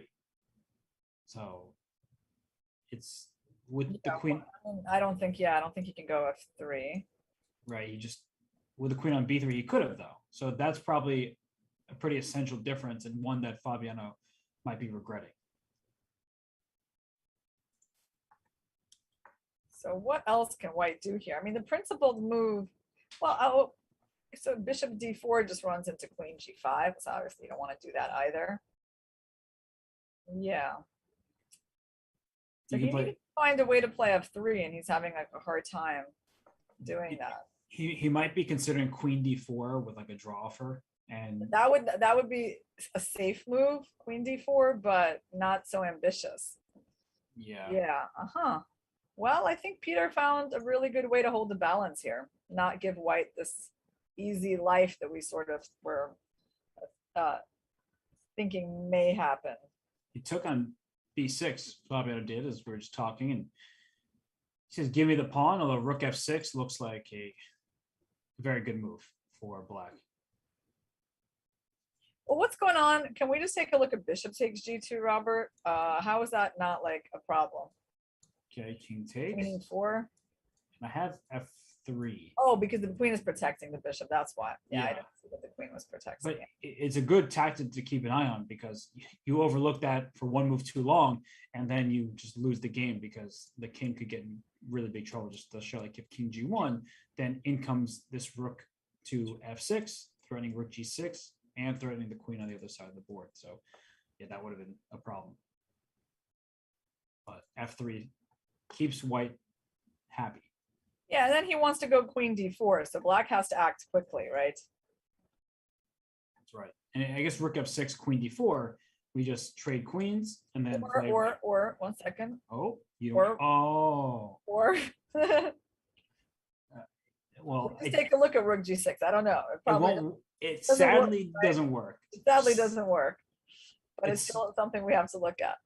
Because of queen takes e4. If that move was not legal, then you can do the whole windmill thing where you check, and well, you would actually just be able to move your rook and checkmate, because the king is caught in the corner. But unfortunately, the queen will take the bishop even at the very first opportunity, and white is a piece ahead. So good idea, though. I mean, it's something that's you dismiss. Oh, the queen has to move. I'm okay with finding all these good ideas that don't work. That's what I do all the time. That's like the key to commentating. You gotta find ideas that don't work to find the idea that works, right? Exactly. That's what we're talking about. And I was quickly just going queen takes d4 and rook to a6 and saying I'm winning your a2 pawn. But even here, this actually may be a little bit more than meets the eye as well, because you can just go rook c1, have fun with my a2 pawn, because then I get to c7 and g7's in trouble. And that's the great thing about this bishop on the dark squares is unopposed and can cause some serious problems. Is there anything else after rook f6, queen d4? Because I don't think black wants to trade those queens. Do you have any other options? Like maybe just queen f5, or you're going to go f3 on me? I'm going to go f3 on you. I promise. Yeah, I know. I know you can keep that promise, Robert. Hey, your bishop on e4 is so strong that Fiddler put on a good square. I have to kick it out. Yeah, queen b6. No, Fabiano played the principled move, of course. Yeah. I mean, if he wouldn't take that pawn, it's not even clear what he would be doing, right? Fiddler's going to try to find some resource. Bishop takes g2 is something that doesn't work here, but I'm trying to come up with ideas where it does work. And I'm struggling a little bit to make it happen. All right, here's a tricky move for you. What if I play rook a4? Because I'm stopping your queen from coming d4, and maybe I am threatening bishop takes g2. I like this move. Yeah. I like rook a4. Oh, stop it. Like, look at how multifunctional that is. I mean, stopping the opponent's main idea plus improving your rook and getting it into the attack. That's just really good. And plus also, Robert, d4 ideas. Oh, yeah. Not just it's not only about the attack on white's king. Actually, I mean, if black gets that pawn moving, I mean, you know, the white a2 pawn is irrelevant here. So it's going to feel like, you know, black is actually, you know, having the better pawn. It's true. And it also allows you to double in the A file if your goal is just to win this A2 pawn back. So rook A4 He's kind gonna of find it, and it's really a strong move. Well, is bishop takes G2 a threat? I'm saying so. Let's say you play rook A to D or rook A to C1, just something. Yeah. Oh, it looks like it is a threat. So I See? feel good about it now. Yeah, rook G4, King King H1. H1. Where's the checkmate, Robert? It's think- not. I Yeah, think just gonna go rook takes F3, and then you're gonna win with a discovered check. Look at that. The best way to win a chess game, because it looks like actually Black's king is about to get in trouble after this check here. But in fact, you block. Oh, rook takes F8 checkmate. The Chess.com bugs don't let you do that because the king in the corner discover check and leads to mate. You know why I think he's gonna find rook A4? Because one of our audience is asking, do you think Svidler sees rook A4? He will find it. It's not the kind of move that you like necessarily see immediately, right? Because it's not like a check or a capture, right? But he's gonna realize that queen D4 is like a big idea for white, and I think he will try to stop it. I mean, because no one likes to just defend passive positions. But you were the one saying that Wesley should just defend the passive position. I was trying to get the queen involved, and you're like, no. Don't be so eager, Robert. Just keep the queen back. Oh no, he played rook F6. No, don't listen to me, Peter. Play Robert's move. Oh, well, I think that No, not rook F6. Rook A4 was so good. I think that he sees a clear path towards equality, so he can just make a draw. And You think that's so? what he's Where gonna is that clear path, Robert, after queen D4? well, I thought that this should be a draw, but then I mentioned the rook C1 move. Yeah, because that one doesn't look very drawish. That looks rather annoying. Yeah, you just need one like accurate move for Black because this pawn A2 is not going anywhere. But that one accurate move, I don't have it. Yeah. Just, it's somewhere, but we need to find it. So I don't know, like F3 is coming, rook E1 is coming. This looks yeah. so not fun. This is the problem. Well, I'll find it. Rook A4 could have been really fun, Robert. This could have been a total mess, this game. I was hoping for it. I did it as a defensive measure more so than attacking measure. You were the one who mentioned bishop takes G2 as an idea. So we kind of put our heads together there. I stopped queen D4. You threatened bishop takes G2. And it had a huge opportunity there for Svidler to threaten things. But I'm sure Fabiano would have found his way out. But we are going to take a timeout here very briefly, take a breather. And we're going to come back in a few minutes for more from the 8th round of the Sinquefield Cup.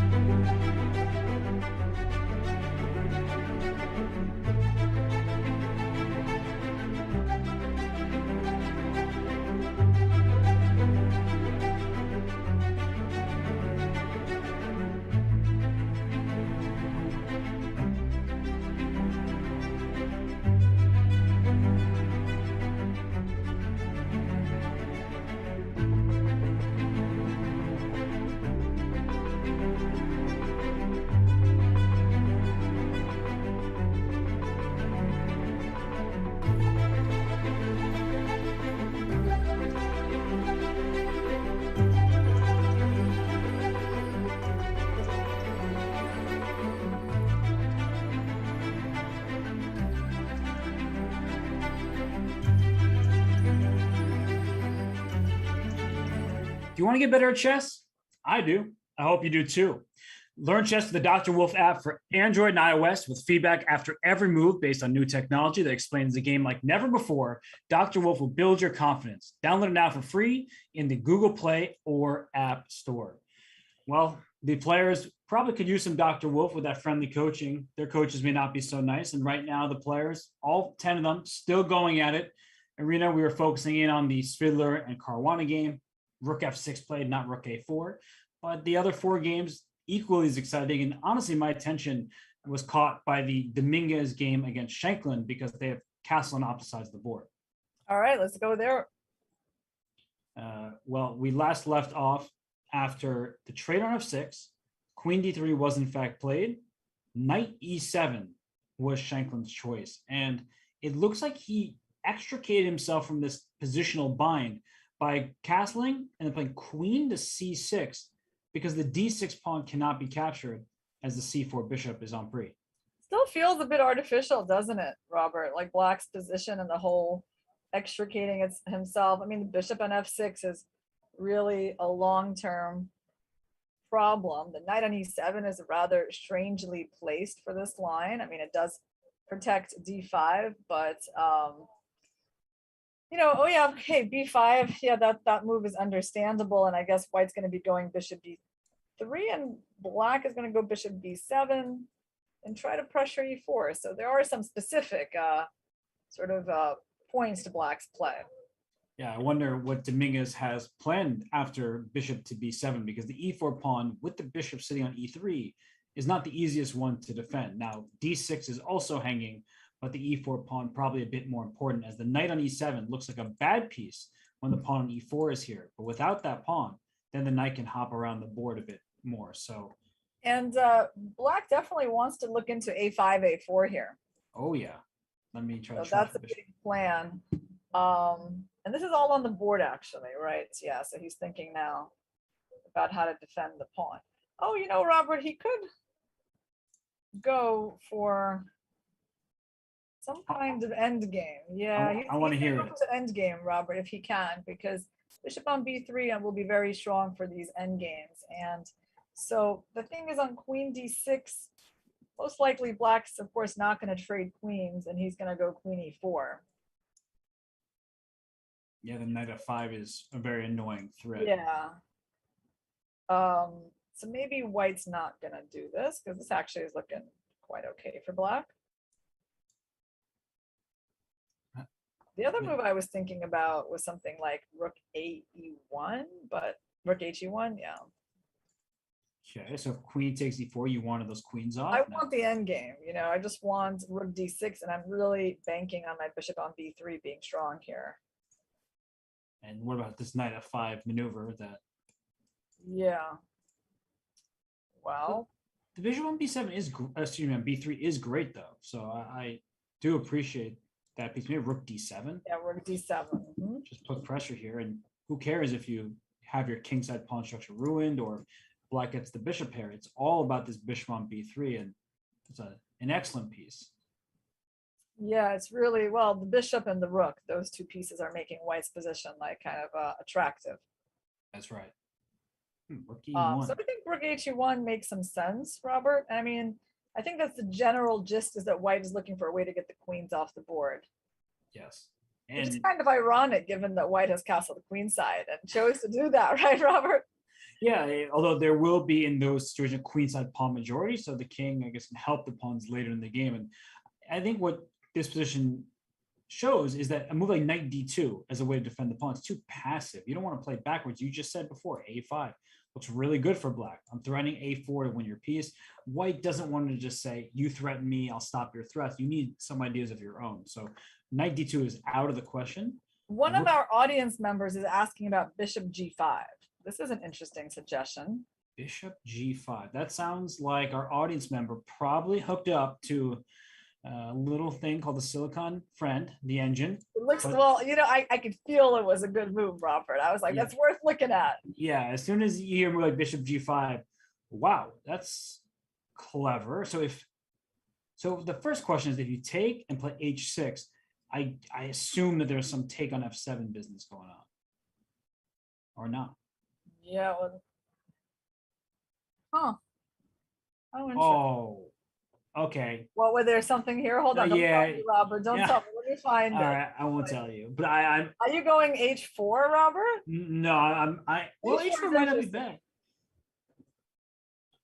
H4. I was being more direct, but H4 looks pretty interesting because definitely don't want to take that knight. Are you trying to think what you're going for. I mean, okay, knight f7, rook f7, queen d6 is of course an option. I think that's Doesn't good look for very- you think it's just good for white? Yeah, I was gonna play though, and knight f7 looks good. I was just gonna play queen d6 because the knight e7 is hanging, and if we swap queens, then rook d7 at the end is like That's again the bishop on b3 is playing a major role. it's huge. That's the piece that's giving white an advantage here.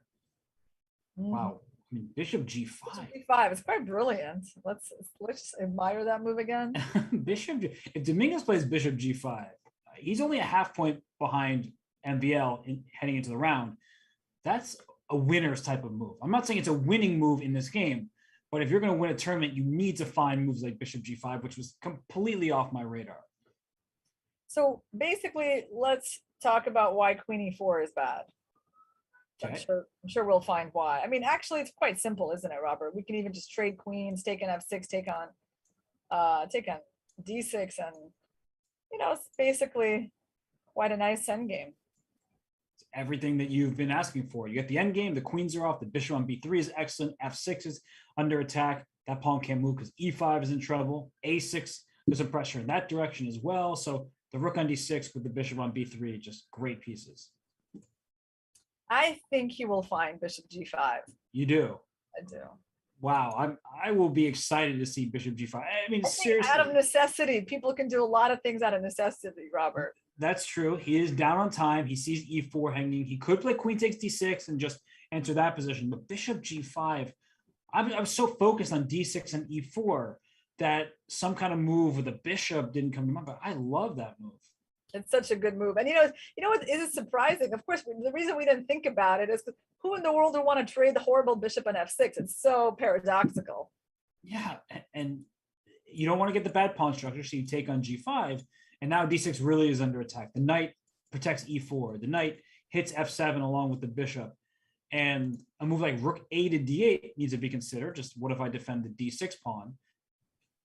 Although there must be tactics here. I mean, it looks like black is just one move away from completely solidifying the position. Black is about to go d5, right? d5, h6 now looks even more enticing. So what are we supposed to do here? Because queen h3, there's just h6, and there might be a knight takes. Knight f7 and queen e6, and then rook d6. I like that, Robert. Okay, so if we take, Yeah. Oh, take- on queen e6, you're going d5. Oops, oh, I forgot about that move. forgot. It's the typical thing from the queen's gambits. Mhm. The isolated queen pawns. This type of d5 interference. Yeah, Well, if not for d5, white's just in good shape. would Just, have been doing great. yeah, Yeah. just take this pawn and okay, so it's not that. So maybe it's just knight e6 right away. Like after h6, knight e6, because when you take queen takes e6 check, then you get the knight on e7, but f2 is hanging e4. This is such a mess. Yeah, but I think you're right. I mean, that looks like you're gonna have to find that queen h3 move and knight e6. Yeah, I mean, As you said, Irina, when you're forced into finding something, you often find it. I see the evaluation bar slightly preferring white. People in the chat were saying bishop g5 better for white. I don't see why it would be. This must be it. It's like yeah. oh my gosh, process of elimination. This game is about to kind of blow up, I think, into something really. Oh, queen takes Oh, d6. no. Actually. Wait, Robert, are you saying that the top players are not as good as the computers? And why even watch? They can't find every single best move possible. I do think that queen d6 gives white some pull still, but yeah, that bishop g5 move was.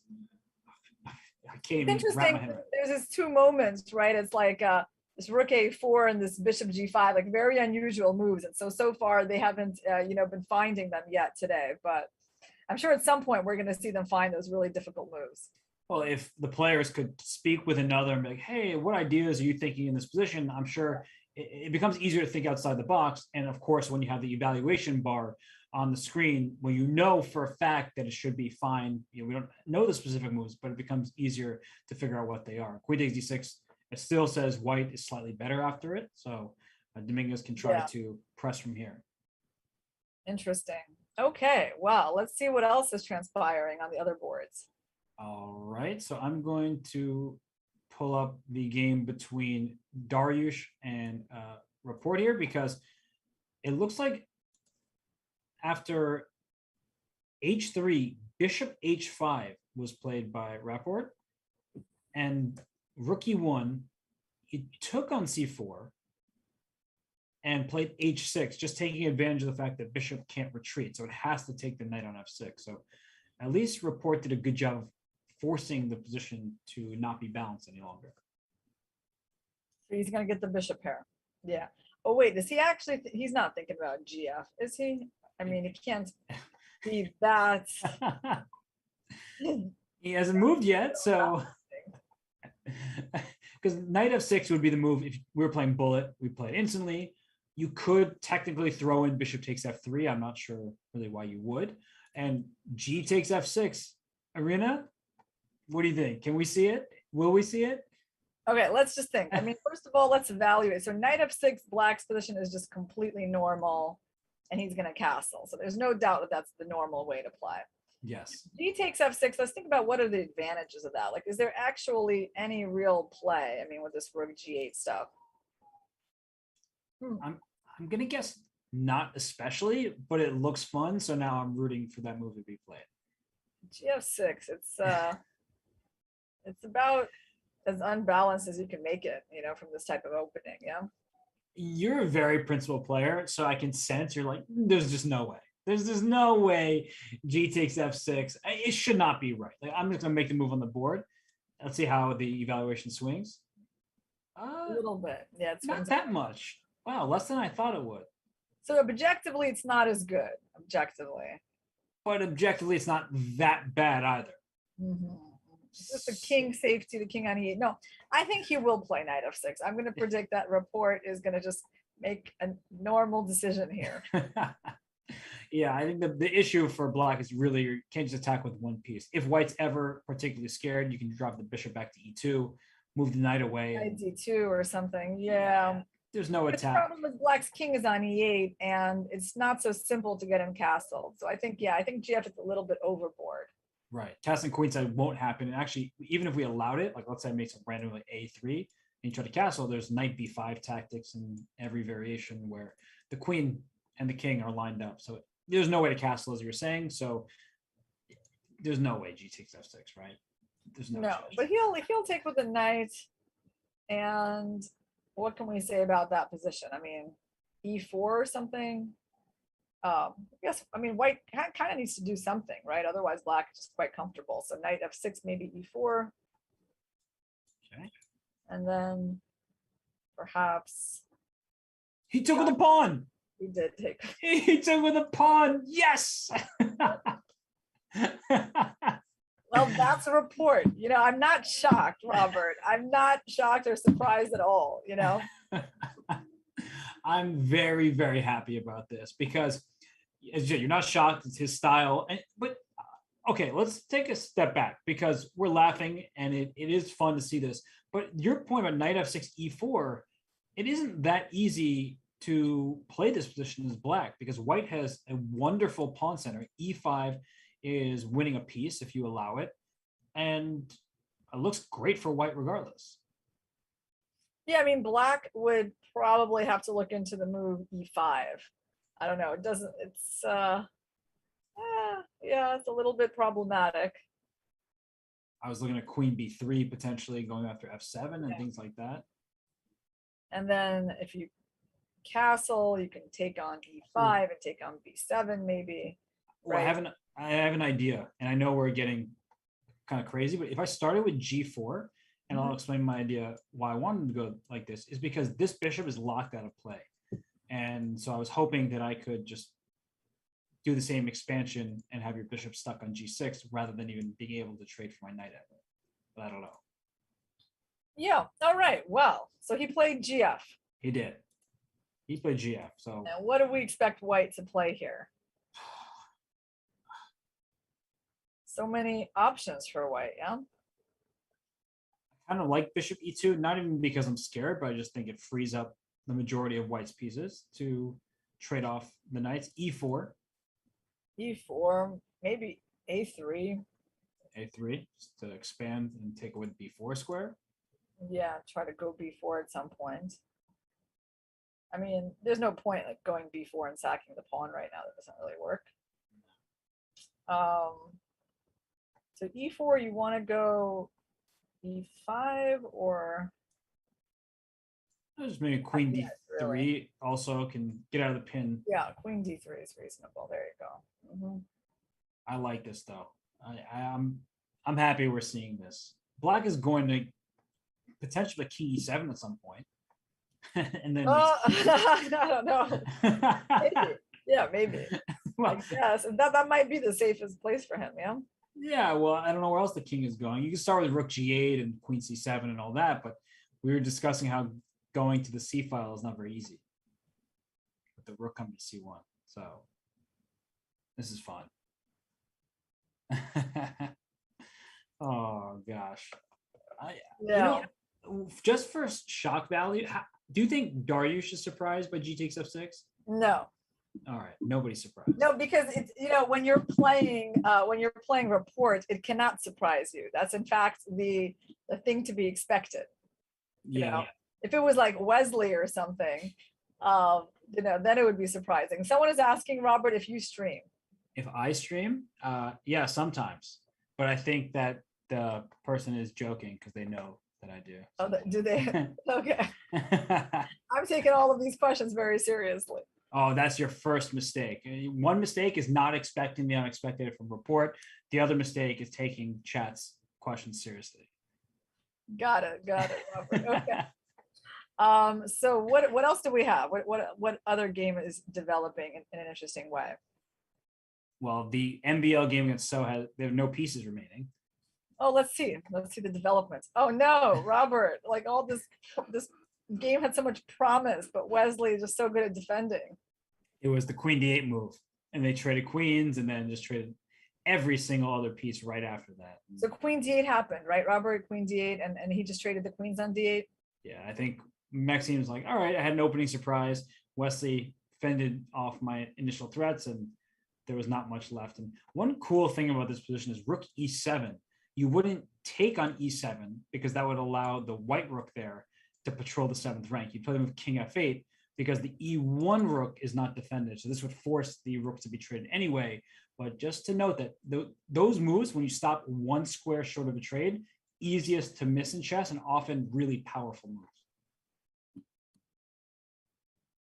So we didn't see that. We just saw trades. And Irina, I think they just wanted to offer a draw, but they're not allowed to. Got it. So they're going to be playing out this knight endgame. They just traded Wow. everything. Okay. Well, I mean, I feel like MBL tried. He tried. He came with some, interesting opening idea. But Wesley's very solid. Yeah, he's got a good sense of danger, and he neutralized this idea quite well. Absolutely. And let's look at the Fabiano game against Fiddler, because a few moves have happened where the queens, after rook f6, we didn't get rook a4, we got rook f6, queens were traded, rook a6 played, f3 first, bishop c2.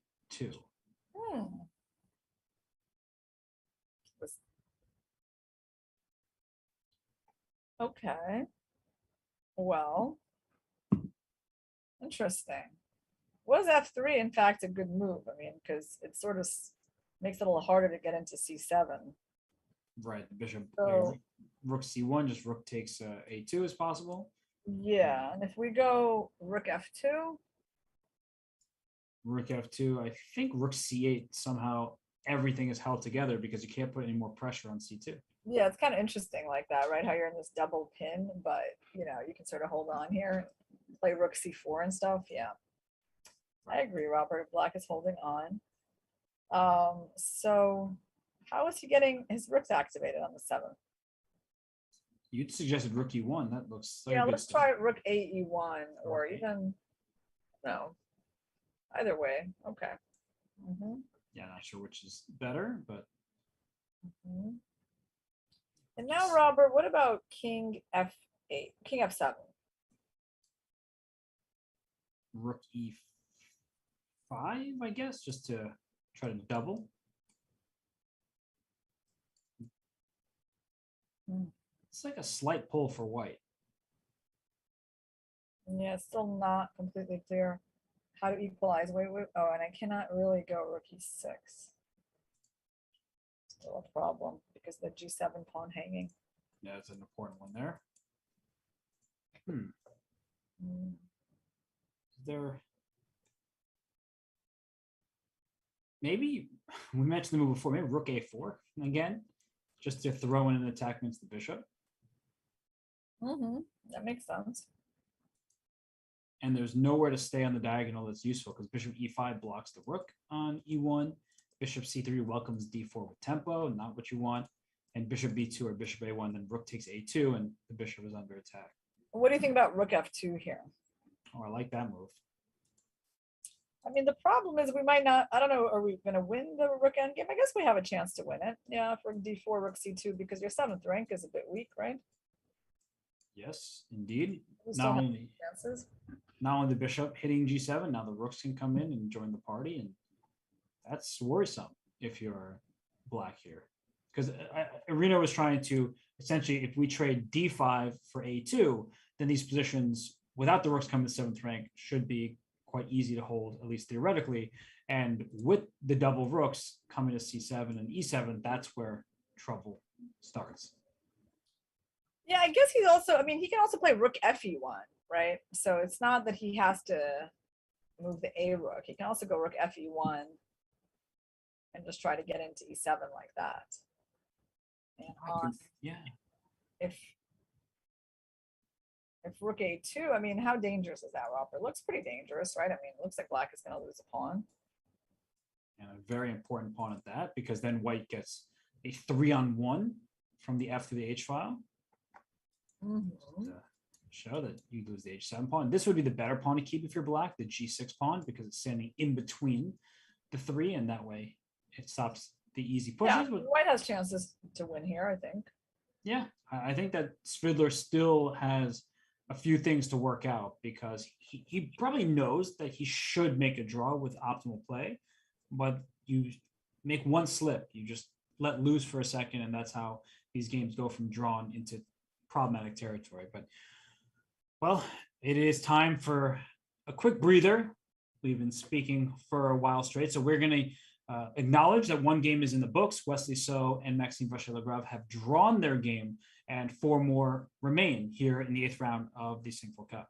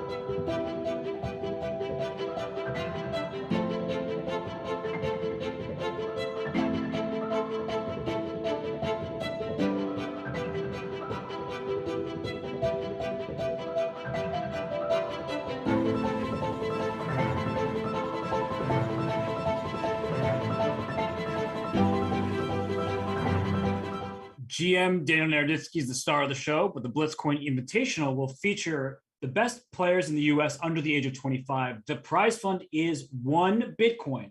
A lot is at stake there. Danya, he may be your favorite, but he will have quite a challenge in front of him. That is presented by the Charlotte Chess Center and Chess.com. It's going to be a lot of fun. And here in the Sinquefield Cup, only 1 game is in the books. That was by the leader, Maxime Vachier-Lagrave, and one of the players chasing him, Wesley So. He was a half point back to start the round. He will remain a half point behind Maxime. So, Irina, we have 2 players, Fabiano Caruana, Leonard Dominguez. They can catch up to Maxime if they win their games. What do you think? Can either of them do it? Wow. Let's see. I mean, Dominguez is in the end game that we wanted for him, right? So what happened there was a queen d6, and how did they get the queens off the board? Yeah, just queen d6. Oh, he traded the queens instead of taking on e4. Well, that makes the game less interesting for black, I would say, and I think white cannot really complain about that trade. So bishop e4, okay. How does white proceed from here? Are we going to see just rook f(d1)? Yeah, that's what rook h(d1), I mean. Just doubling on the open file makes sense. I mean, you're never afraid of bishop takes f3, I don't imagine. Yeah, I don't think we're really going to be trying to save the knight from that trade. So something like that. And one thing to point out, and I want to mention bishops of opposite color, because let's say black tries to force that with knight f5, d7 take here. This isn't just, oh, it's a draw because we have bishops of opposite color. White remains better, as in most of these positions, because the bishop and the rook team up against the b7 square. So white is very active. Black is struggling to come up with something to put pressure on. Yeah, I do think this, it's hard to find a more natural move than rook h(d1). It's literally the one piece that is missing from the action, right? And usually the rule is like, if you don't have tactics, then you look at what in your position you can improve. Right. I mean, how much of a threat is knight f5? I guess we talked about that a little bit. We didn't seem to think it was that much of a threat, right? So we can look at that, rook h(d1), knight f5, rook d7, and I mean, yeah, okay, white can afford to give away the bishop on e3, I guess, and they kind of have to, because otherwise bishop c5 was going to be a threat. Every position we look at, Irina, I look at the bishop on b3, I look at the rook on d6 or d7, I just have to like white's endgame. Yeah, I mean, bishop takes f3, gf, bishop g5, probably is not going to solve all the problems. I mean, even just king d2 is interesting, and even king e2. Yeah, Robert. Yeah. I'm allowing you to trade whatever you want to trade for the time being, and then once we get here, the bishop. You're not trading anything after this point. No, I'm not. I'm going to go win your pawns wherever they may fall, and this looks like it's already almost winning, if not objectively winning for white, if you can get this far. So it looks like. All right. So look at this. Dominguez just made a kind of a surprising move. I see he has some tactics plans behind that move. Knight d2. Right. Bishop takes g2. Yeah, would lose to rook g1. Interesting. Okay. Cannot say that knight d2 does not make sense. Although, rook h(d1) made sense as well, right? I mean, just letting the knight stay on a pretty good square. So now I suppose bishop g6, Robert? Looks pretty good, defending f7. You do leave the longest diagonal, but I don't think the bishop needs to be there. And yeah, I'm kind of wanting to go knight f5. The EVA bar just went really pretty high for white. It's 1.1. Not clear why, right? Well, you said what you want to do. I'm going to stop you, and I'm going to try to trap your bishop all in one move. So g4 takes away the f5 jump, but then g5 is a big threat. So is that why? Wow, you're going to go after the bishop. That's kind of incredible that you have this little idea of trapping him. h6 and h4, and just like a huge attack, yeah? Can still checkmate even without queens. Yeah, this is strong. Okay, so after knight e2, black has to be careful. Yeah.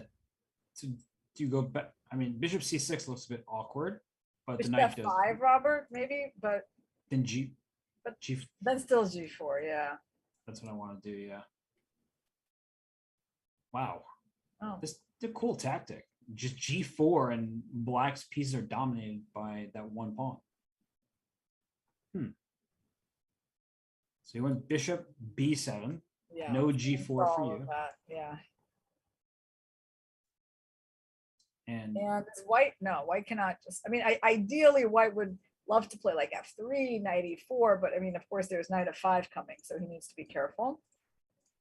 yep. And rook D7, I guess Shanklin is just playing bishop C6. And then he's gonna try to trade off that rook. Yeah, so there's not much point. All of a sudden, black would have the better position, right? Because this knight on D2 stops the second rook from Yeah, taking he has a forward. lot less time actually, Robert. We should mention that. He's under 20 minutes now. You went bishop C5.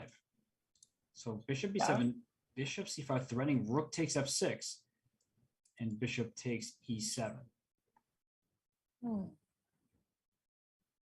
Interesting. Okay, interesting move, right?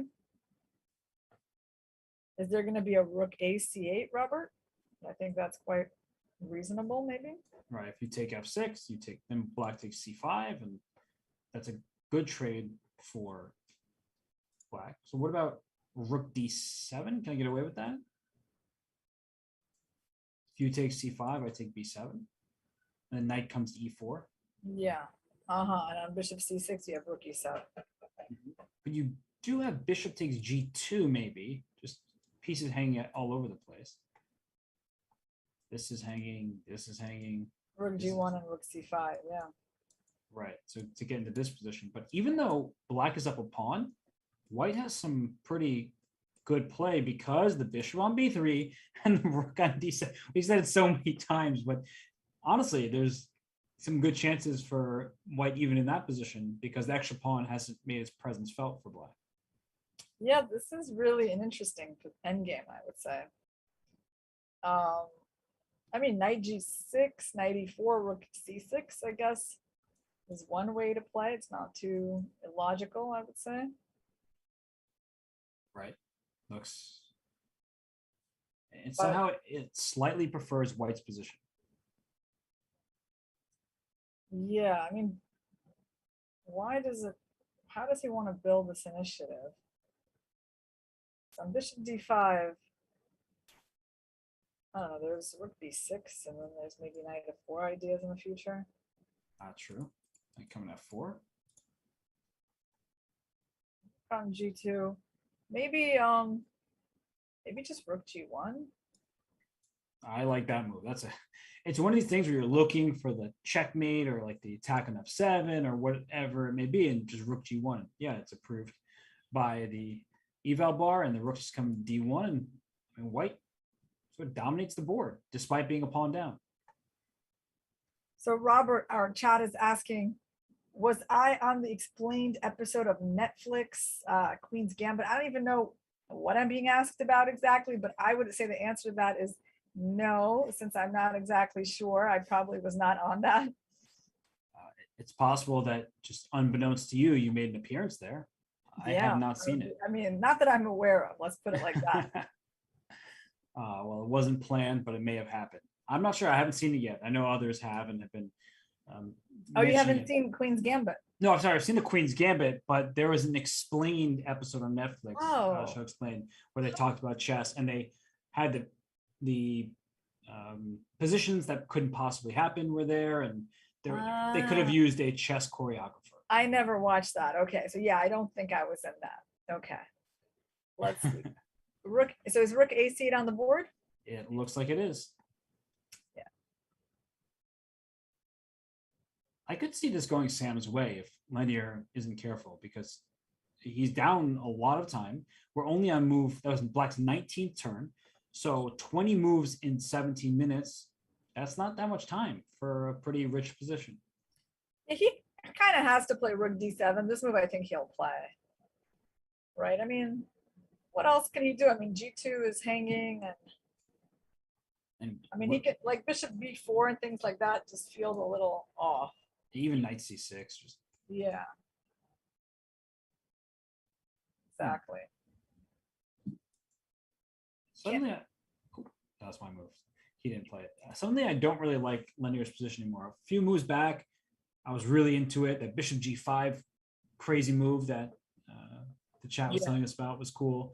But now it seems like everything has gone Sam's way in the last bunch of turns. Yeah, I agree. And maybe knight t2 was clever. It had some clever ideas behind it, but since black didn't fall for those ideas, it doesn't look as impressive now. Right. Rook H to D1. That's the move that we kept clamoring for, and it looks like it was just an improvement over knight D2 and black's pieces. Yeah, White's going in for some tactics here, but they don't seem to be working. The tricks of the Sicilian. You always feel like you should go tactically, and well, there's nothing to go for, it seems. So what else do we have? Where is there some action, Robert? All right, Jeffrey and Shakhriyar, their game has changed quite a lot. The D5 pawn is no more. So let's go here. Rook F D1 was played, Bishop E6, Knight E5 by Jeffrey, Rook C8, good looking move, and Bishop F3, Queen A5. This is like a really rich position where all the minor pieces are still on the board. Only 2 pawns have been traded. Isolated pawn for black, but also activity. Whenever you have an isolated pawn, the adjacent files are open for your rooks. So black's rooks are on the best place. And what did White do here? Queen D3. Yeah. Logical. Knight E7. The black trying to avoid the trades of pieces. There's some Bishop F5 ideas as well. If White doesn't look out, Rook to D8. And he just powered through. B5 first, and then D4. Pawn takes and rook takes. So if we go back a couple moves, I feel like White just needed to stop this D4 push, is what we were talking about for a while. So I wonder where exactly Jeffrey went wrong. These positions can be quite delicate. You need to show a level of precision to make black's life as difficult as possible. But I wonder around here if this whole plan was the right one from White. Yeah, it was interesting. And I guess, if he would have taken on C6, I was thinking here, I mean, maybe black was going to take with the B pawn. Because on knight A4, I think you're getting in C5 just in time. Kind of have to. Yeah, hanging pawn structure, but this bishop on A7 protecting this one, D5 well defended, and it's not for everybody, the hanging pawn structure, but it's defended, so it looks like black can get away with it. Yeah, you got to make sure that White doesn't get that blockade on those pawns with knight C5. So okay, so he didn't take that knight for that reason. He played Queen D3, which seems interesting. Knight E7. I like the way that Mamajaro did this.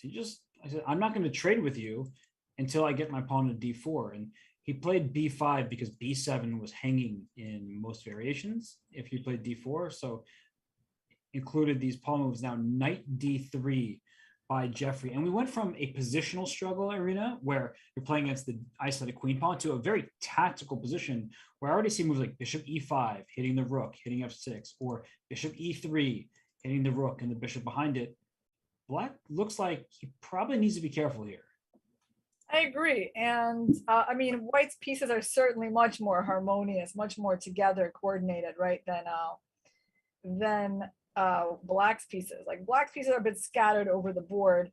Queen on one side, which is not, by the way, I don't think it's very ideally placed, Robert. Actually, if I look at this position, that queen really stands out to me as being completely in the wrong square, right? And Black is just kind of, I don't even know where would be the right square, maybe F5, Robert, if the queen could jump over, kind of stand somewhere there. So this queen seems a little bit exiled, and White's queen is in the center. So yeah, he played Rook D8 to kind of avoid these bishop attacks. And maybe he will equalize here, but White still has the space of the next few moves to try to create an initiative, right? Yeah, it seems like there's a harmony between White's pieces. I just highlighted all them. There's even Bishop B7, like annoying stuff like that. Like, where is this rook going? To C4, I guess. Yeah, out of necessity rather than desire to go rook C4. Right, just it has to escape like that. I mean, it's usually not a good sign when you have like only one square for your pieces. You're barely barely able to escape. But okay, bishop b7 doesn't seem to win. Well, maybe you can line up bishop b7 starting with knight to b4. That looks like a good square for the knight. Knight c6 ideas in the Yeah, future. Knight b4. Interesting. just trying to make bishop b7 work more than anything. And you can trade a pair of rooks. This queen on a5, you're just 100% correct, Arena. It's awkward, and it can't really get back into the game because queen b6. There's always bishop e3, which is an issue. Yep. Knight b4 is interesting, Robert. I completely agree. And also, you're not letting black go to d5. If we just go back one move, let's just mention that black probably really wants to put a knight on d5. I mean, that's really like the next move that black's going to play. And they're going to block out our bishops and then bring their queen back to b6 and be completely fine. So white's got this one move to stop this knight d5 idea. Yeah, knight b4 does. Knight d4 is like a prophylactic move, right? Yeah, I think it's a good point that black doesn't have as much control over some important squares, so trading the knights would have been an excellent decision for Mamedyarov, and Jeffrey can prevent that from happening on this turn. Yeah, because the knight on d3, I mean, what else is it doing? It's just kind of standing in the way. So I mean, you really do want to improve that piece. Agreed. So we'll see if he plays knight b4. Other move candidates that come to mind: bishop e5. I thought about that one, Robert. And what did you think? Knight d5, right? Maybe just knight fd. Actually, either knight, to be honest. I mean, even knight ed5 you can do. Okay. I thought it was a good move, but somehow the evaluation bar is. Yeah, what is it that he doesn't like, this computer? I don't know. It's hard to say what he doesn't like. Yeah. Looks like a pretty natural move to me. Does he like the other knight, Robert? Does he want knight f? Does he get prove? No. Like slightly more, but not really. Yeah. Which means that it's just a transposition to the same problem. I'm guessing that knight takes d5 is part of it. Knight takes back. And what is the point here? I mean, there's no tactics yet with bishop g7. The knight is a little bit loose because there's potentially two attackers, and one of the pieces will get distracted we take on c8, but I don't think that's. It's a little mysterious, I gotta say. Like, it's not okay, but he did play knight b4, Robert, so we don't have to worry about this. Okay, but it is, yeah, very mysterious as to what the problem is exactly. Knight b4, taking away the d5 square. Bishop e5 can be played later. Bishop b7 could be a threat. The a6 pawn. So looks like a very natural and strong move. Mamedyarov's got his work cut out for him. Certainly does. Certainly does. Well, I'm just looking across to see if anything else has happened. Report, right? I mean, that's the game to go to if we want to see what something happening. Well, it's bishop e2 was Dariush's response. So everybody, we left off with g takes f6, which doubles the pawns, opens the g file. Maybe there's an attack, but bishop e2 I thought was very strong. Rook g8, and then we saw a trade of bishops, and the rook came to g6, and Dariush played knight to c4, and then bishop b4. This just looks good for white, though. I mean, black doubled the pawns, is not getting an attack. All of white's pieces are on good squares. This has to be better for white. Yeah, I agree. It's still the problem of the king. I mean, the king is still on e8, and black has not figured out what to do with him. And somehow this move bishop b4 just doesn't look very convincing, does it? I mean, wow. Like, just even a3. What if I just play the simplest possible way? Just make you take. What kind of a position is this for black? This is horrible. Right, Robert? It's really bad. You have double pawns here. The h pawn is isolated. The rook is in a good place because it defends and attacks, but it seems like black is just slow to get into the game here, whereas white's pieces are much more harmonious. You look at the rook on g6 is split from the queenside pieces, so maybe white can then aim down the b file. I would never, ever want black's position in this game. Yeah, I mean, it's hard because when he goes queenside, he's going to castle into that open b file.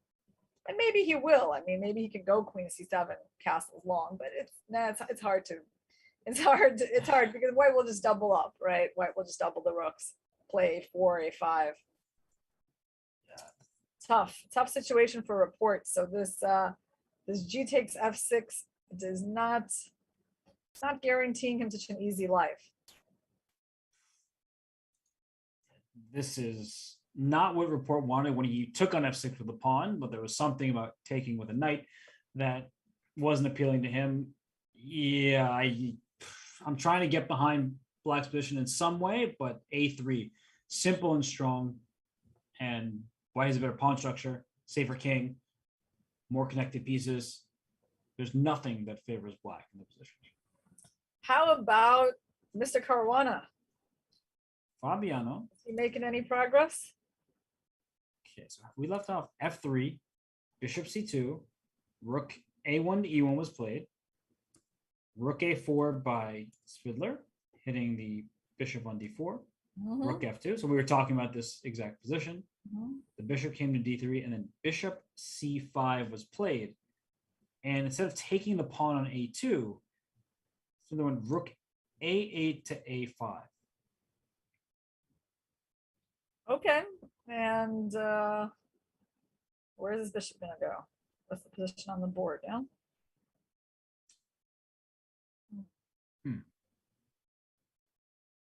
He managed to dislodge the bishop from d4. That seems like a good thing.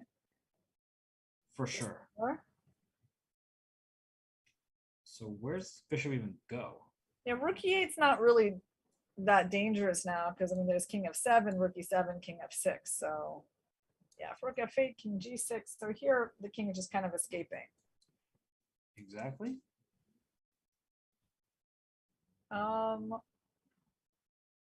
It looks not so bad for black at the moment. No, still looks fine. Although something about the king walk also feels a little obscure. Like, can we just go back a turn here? Was rook takes a2 some kind of big problem? Yeah, that's the question. Was it just rook takes a2 and rook e7, and you just figured that the g7 pawn would be in trouble? That's probably it. But I'm not so convinced by that because you know there's rook a4. Okay, rook a4. Yeah, just stopping. Stopping that. What if I then bring the Bishop bishop this way? Yeah.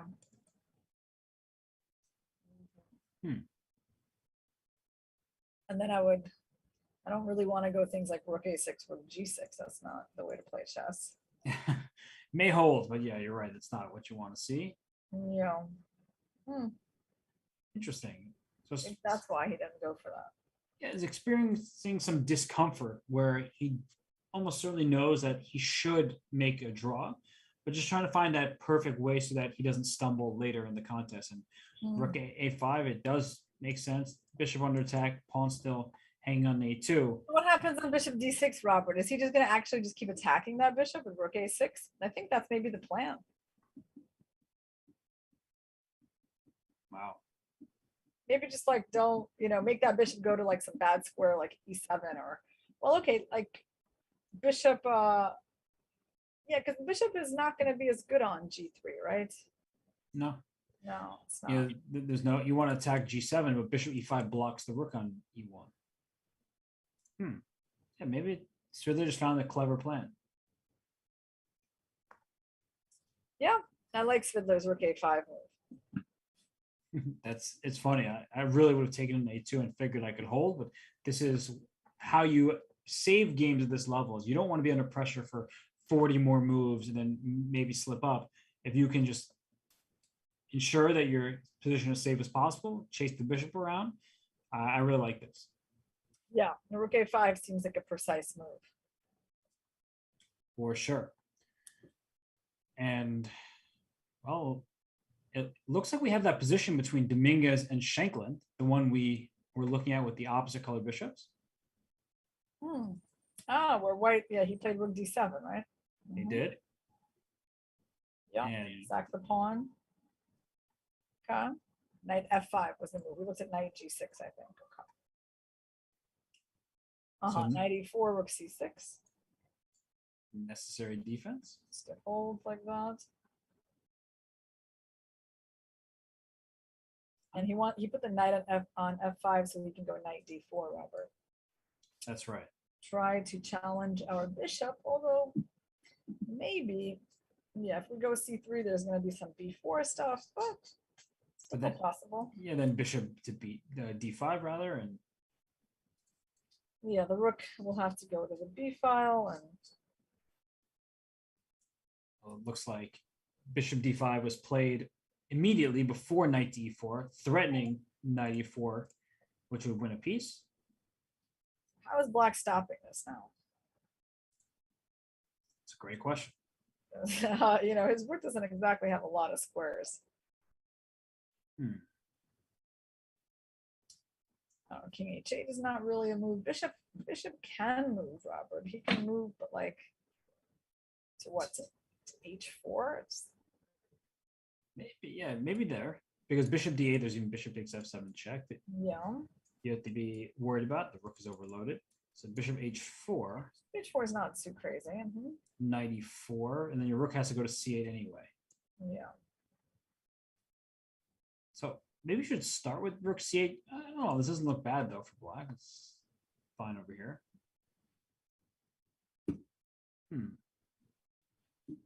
I don't mind this for black at all.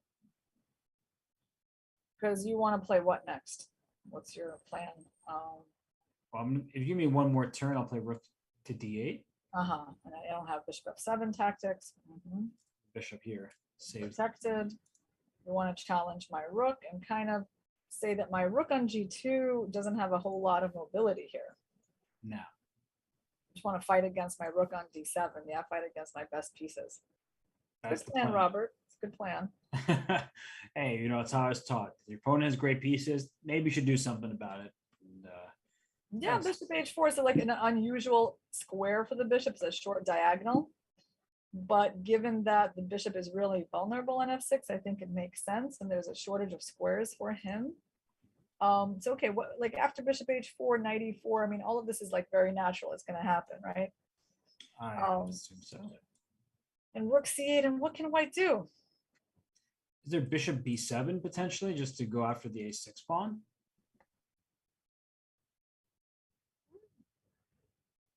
There is. And then we have to consider that. Let's go there. Bishop b7, rook fd8, rook cd8. I think you have to take. Trade and bishop a6 and actually we need to think about rook b8. We need to think about b4. But rook b8 looks more to the point, doesn't it? I guess you can't quite trap the bishop because rook b6 frees up the c8 square. So you're like 2 moves away from trapping the bishop, but it does look sort of scary to have your bishop out there. Yeah. This is interesting looking. I mean, it's not, white's won a pawn back, but they kind of lost their initiative, right? That's how we would explain this. That's right. Black is the one in the driver's seat, really, even material, but now black has the better pawn structure. Whites are disconnected over there on the king side, and that rook on g2. That's been the problematic piece among all these variations. The rook can't enter the game without taking a bit of a journey. Absolutely. So, all right. So let's move on to something else. Yeah, I know what I'm moving on to. I'm moving on to stretch my legs, grab some water, and be right back because we're going to take. Robert. Good idea. We're going to take a break, and then we'll be back for more from the 8th round of the 2021 Sinquefield Cup.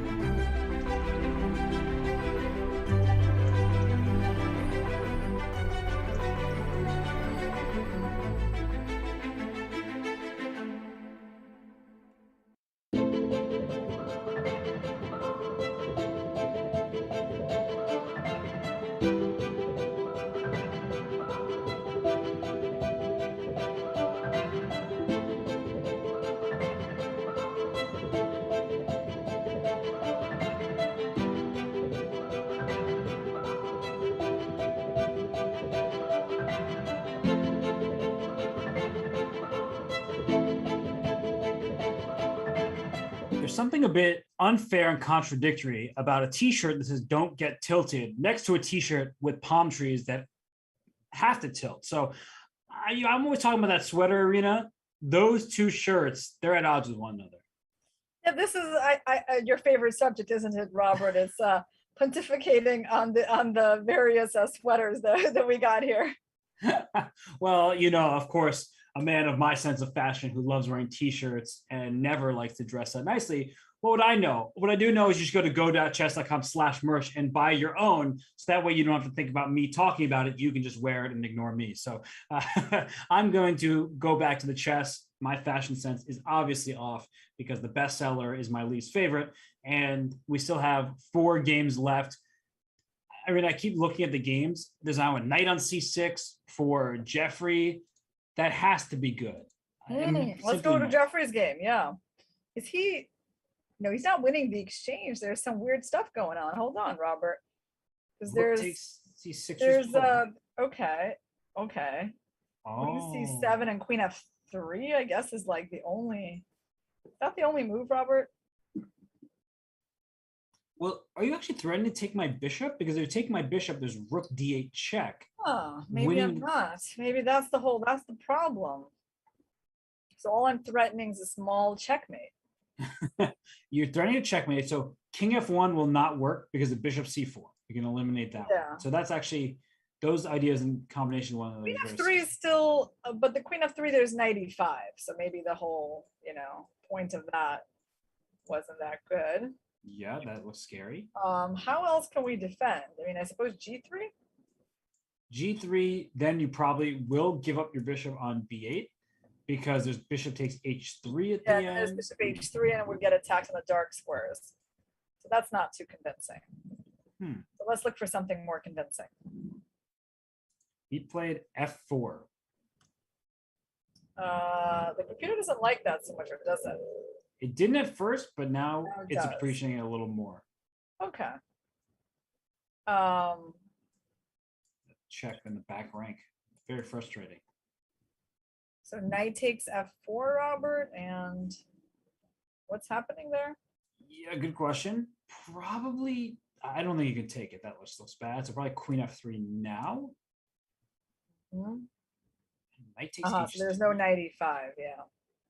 Can your knight takes h3 there and the queen h2? I think we're gonna have to look at it, Robert. As much as we maybe don't want to, we're gonna have to. Check down here. King f1 only move, and this bishop can check in 2 directions. Bishop takes h3 check, king e1, and there's no mate. Tough, yeah, because wait, bishop. Let's try it, Robert. Bishop here, you gotta go bishop f2. There's queen g1, king e2, and you just don't have a chance to play bishop g4. No time. Wow. That is a crazy line. That is. And that way, so he took on f4 and queen d2 happened. Maybe queen d2 is even better. Oh, it's just forcing. And if knight takes h3 check, the problem still is that at the end, queen d8 check will pick up the bishop on b8. It says zeros because of course. Because knight h3 and queen g3, Robert? I don't know. Queen g3. There's bishop g2. Well, and then, queen h2 and king f1, and somehow white survives. Up a rook. White survives because of course. Like even bishop takes h3 at the beginning here looks pretty scary with queen h2 to follow. And the threat is queen h2 for like queen h1 check and then give me that bishop. Yeah, it doesn't look trivial. Oh, whoa. I'm like, no, it doesn't work because we can't just give away a bishop here. I was looking at getting a queen trade with like bishop f4, bishop takes f4, queen d8, king h7, queen d3. But that's a whole bishop, and they have 3 pawns, So we trade the queens, but not into a good end game. Yeah, we can't play quite so desperately. And the whole point was that this queen h2, queen h1, this bishop is in trouble. I mean, I guess queen h2, queen h1 is not such a big deal because maybe there's bishop g1, right? That's true. So it's still, nothing's really being threatened. I'm just going to make a random move to show your point that if queen h1 check, the bishop is pinned, so it can't take the queen, and bishop g1 and bishop a7. What in the? Oh, queen d8, queen d8, queen d3, Robert. Check here. Queen Get that d3. bishop on h3, give up the bishop on g1, go king e2, and run on the light squares. Wow, that is just, it's like almost checkmate, but the king can run to d3. And even this isn't so clear. I could just take on b2, for example, and white should be better up a rook for 4 pawns and a king on d3. Yeah, this game is, of course, this is the part where Mamedyarov is quite good. That's true. Finally, he gets to part of the game where I think he's going to excel at. The calculation and the attack on the white king. So queen d2, so black is thinking. So we just looked at knight h3. What other moves does he have? Oh, on queen c6, there's just queen f4. I'm sorry, bishop f4. Right. Yeah, that the king looks. This looks pretty safe for white, right? Yes, it does. So he has to kind of stack on h3. Right, because actually this also forces the bishops off, because bishop a7, bishop e3, you can't go back to b8 ever. So if the bishops come off, the dark squares aren't that weak for white. Mm-hmm. So when he takes on h3, he hasn't moved yet, but knight h3 is what we're focusing on. But it's one of these moments, Irina, where I'm like just laser focused on sacrifices, and then maybe there's some kind of like knight f4 to d5 or something that probably not here, but sometimes there are those type of moves that hold the game. Yep. Well, he has to do something very soon because bishop f4 is a threat. Queen d8 is a threat. So do you want to look at knight d5, Robert? Because I don't actually believe in it, but sure, let's do it. I mean, what's it not working is just giving up a piece. Yeah, there's no queen h2, king f1, and okay, so the same block, we always have, or you can go to f2 if you want. Okay. Can't give away your pieces. So knight d5, I thought it was worth a shot. Doesn't work. Mm-hmm. Oh, wait a second. You know what could work? Oh, all right. So knight d3 could work because there's no longer king f1 if you take it, because there's bishop c4 pinning and winning the queen. Wow, that's beautiful. And wait, but if I take queen h2, king f2, the bishop covers g2, which I honestly forgot about. So oh, but queen g3, Robert, because you still can't run to e2 or f1. So we have a draw.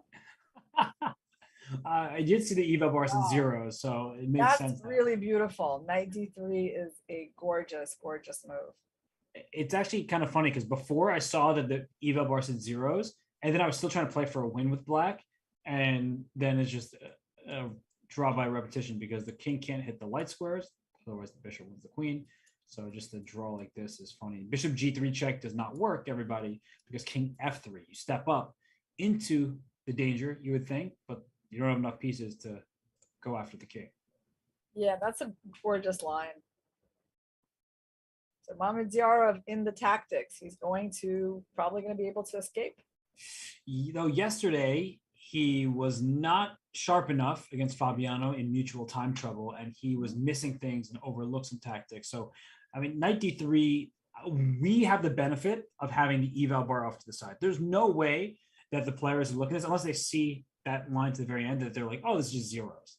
I think it looks fascinating. Black has attacking chances. Jeffrey's probably thinking, oh, I have it all worked out. You don't have an attack. So yeah, we're fortunate in that sense that we know that black is not losing, and Mamedyarov doesn't know that. Yes, but I think he'll find knight d3, Robert. Knight d3. Just because fortunately, once you see it, it's like I mean, when the way you're thinking about this position is like you really want to use that diagonal. You want the queen to come to h2, even though, of course, knight h3 is the first move you look at because it's the most forcing. But it gives up quite a lot of material, and so your knight's hanging. It's got to move. So I think he'll find it. Yeah, it is likely when you put it like that. I think it's hard to recalibrate. I know that if I had this position in the game, I'd keep looking at knight takes h3. I would spend all my time looking not just at that first move, but then even 10 moves down the line. Hopefully get more than that as I try to visualize it and assess from there. But there's so many wild lines in that variation that it's hard to know what the proper evaluation should be, even though we see that in the end of those, white is with the upper hand. So after knight h3, white is just better. Is that what we came to? Yeah, it seems like Queen g3, bishop g2, queen h2. Or whatever, bishop takes h3. They might transpose one.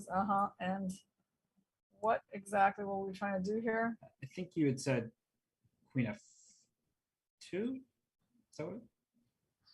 No, we actually tried some random bishop b6 move at some point, Robert. Oh, right. Because we wanted the bishop to defend the g1. Wanted to kind of, yeah. And I mean, you're threatening bishop takes g2.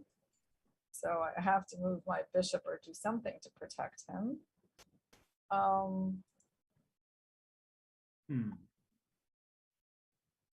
Yeah, I think, okay, bishop b6 makes some sense. And no. Oh, so it goes to like, how about queen d8, king h7, queen d3, but then g6, and then I still got to guard the mate, yeah? He's not, no, he's like, no point to that check. Leaving your bishop completely unprotected. Okay. So what's the best move here for white, Robert, instead of all these bad things that we're trying?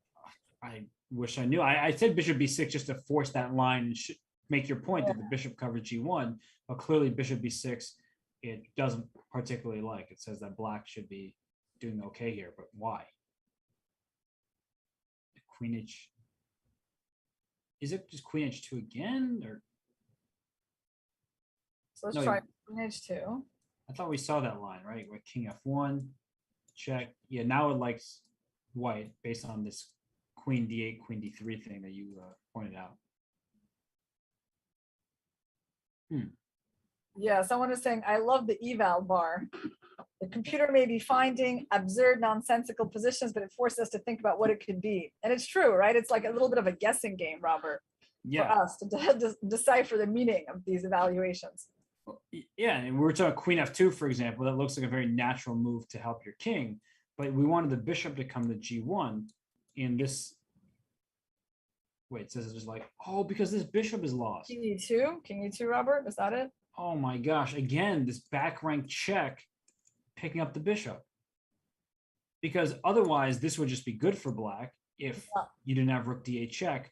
But at the end of every variation, you have this check here, winning the piece. Okay, there's so much to work through in these lines. Yeah, he does have a lot of work to do with knight takes h3, just because it's a very tempting move in which you're going to invest a lot of time and energy, and you might not immediately just see knight d3. And there's all these move orders like queen h2 check, king, I think, I can go to f2, I guess, but king f1, there may even be a bishop c4 check. In addition to bishop takes h3. So there are so many things that need to be calculated and calculated perfectly. Yeah, it's exciting. So let's have Mamedar think about it a little bit and take a look at. I mean, Caruana is that just petering out to a draw, or? Let me pull that up. Let me refresh. And yeah, this looks. How did this happen? Rook check, rook e7, and then rook c7 and rook c4 just trade a pair of rooks. So just going nowhere for white. It's amazing that Peter never took anything. He just kept attacking this bishop every single time. Really well. He really made this like not a problematic endgame. Good for him. And h5. I like that move too. Take a pawn, over here on the a2 square, but probably thought some kind of rook b6 and the bishop coming back to e5. So I just went h5 first and king e5. He just didn't want to allow this bishop on the diagonal. Wow. Nice play. And I think he's finally soon going to take that pawn on a2. It seems like now's the time. Or maybe not. You know, Robert, maybe he'll just play d4 and push that pawn. Could right? black somehow be better? You know? Yeah. I mean, okay. So I'm liking how Svidler has handled this endgame. He's done it well for himself. Yes. And I guess after d4, white can play like a3 and bishop b4 and cover the d2 square, but black has the more advanced pass pawn. And yeah, it's hard to really believe in that. indeed. So he's playing for activity. He Always is. a strategy. And knight d3 was played by Mamedyarov. So it looks like that line that we were looking at after knight d3 will just end in a draw by repetition with the king going between f2 and g1. So you found it. Well, it's a nice move. It's certainly very very aesthetic. Yeah, wonderful line. Line clearance and decoy Mm-hmm. all at the same time. So where does that leave us? Wait, Shanklin's missing an f7 pawn, but all right, let's pull that game up because Shanklin's missing an f7 pawn and Dominguez is missing the c pawn. Where did they all go? Wow, this game has gone a little crazy. So knight d4 was played, knight e4, giving up c2 with check. Okay. Had to do that because this is also hanging and pinned. So bishop d8 and then bishop takes f7 check was played. King h8. So rook takes f7 I think was very bad. Oh, because you just take and then take this knight, which is defending. Nice. Yeah, nice tactic. So instead, king to h8, and then bishop d5, rook e2, threatening checkmate in 1. What does white do here? A3 looks reasonable. Just making sure your king can escape. So white has threats of his own on the g7 square. So a3 will open up that threat. Wait a second. Irina, can we? So a3, knight f5. Do I have like knight d6? And if you take, can I play rook takes g7? That's a crazy line. Checkmate in 1. Yeah. How is this even?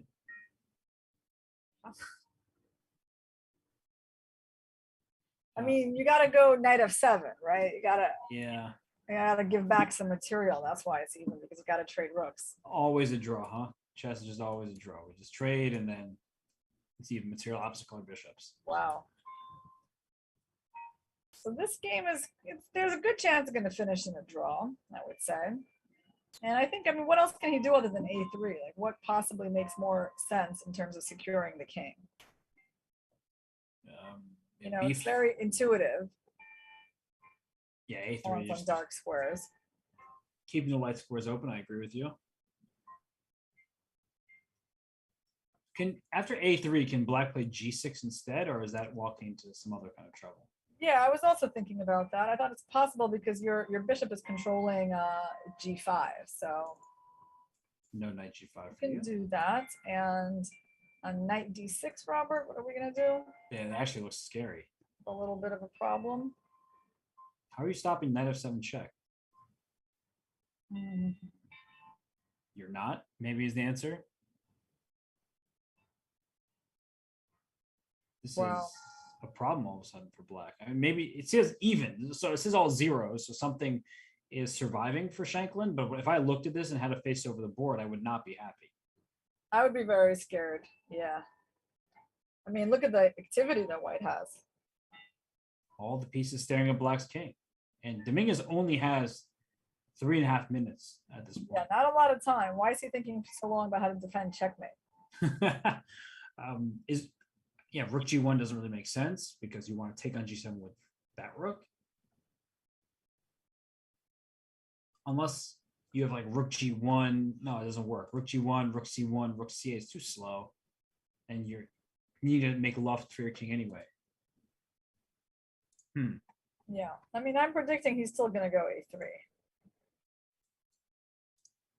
Yeah, but then why spend so much time if it's the very natural move? Yeah, a3 has to be played. Unless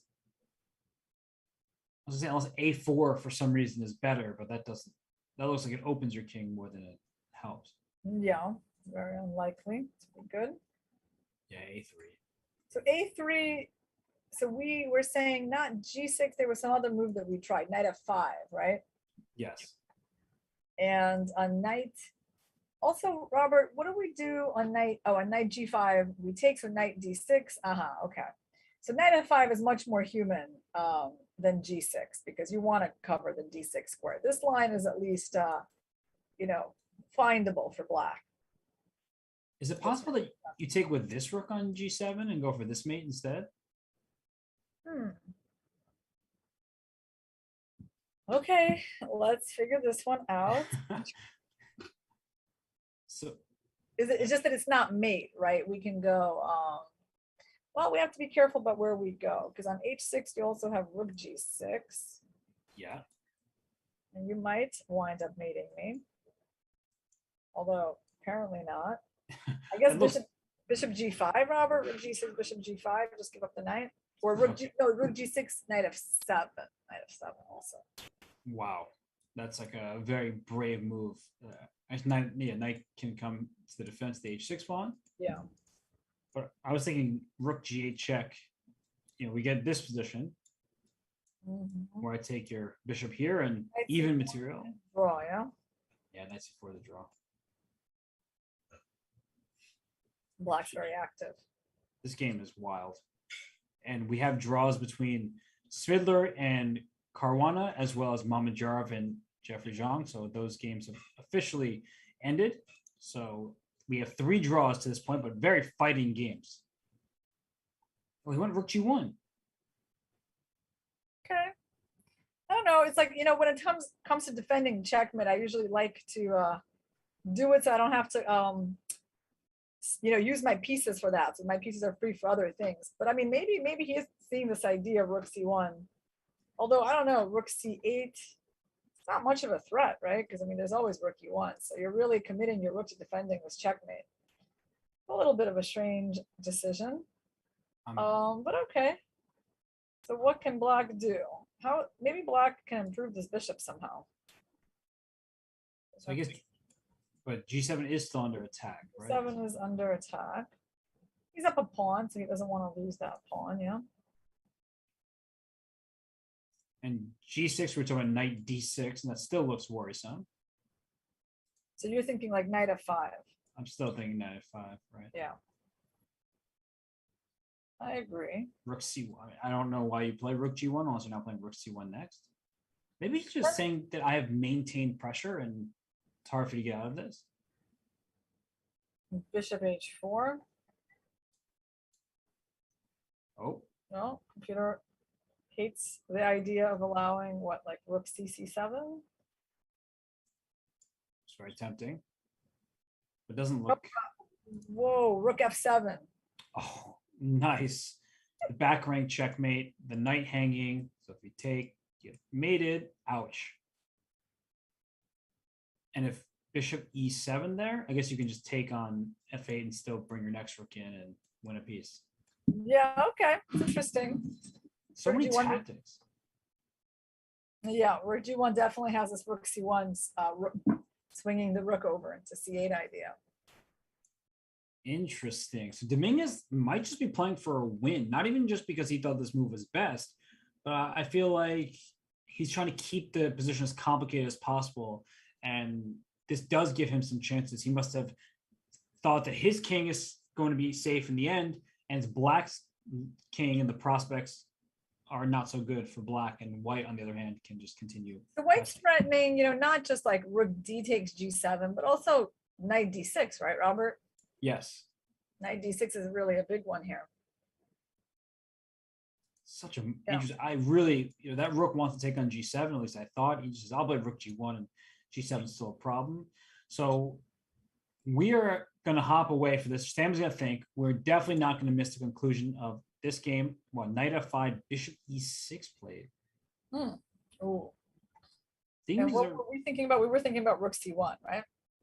right. Bishop e6. So rook Peter does e4. not like this move. And why is that?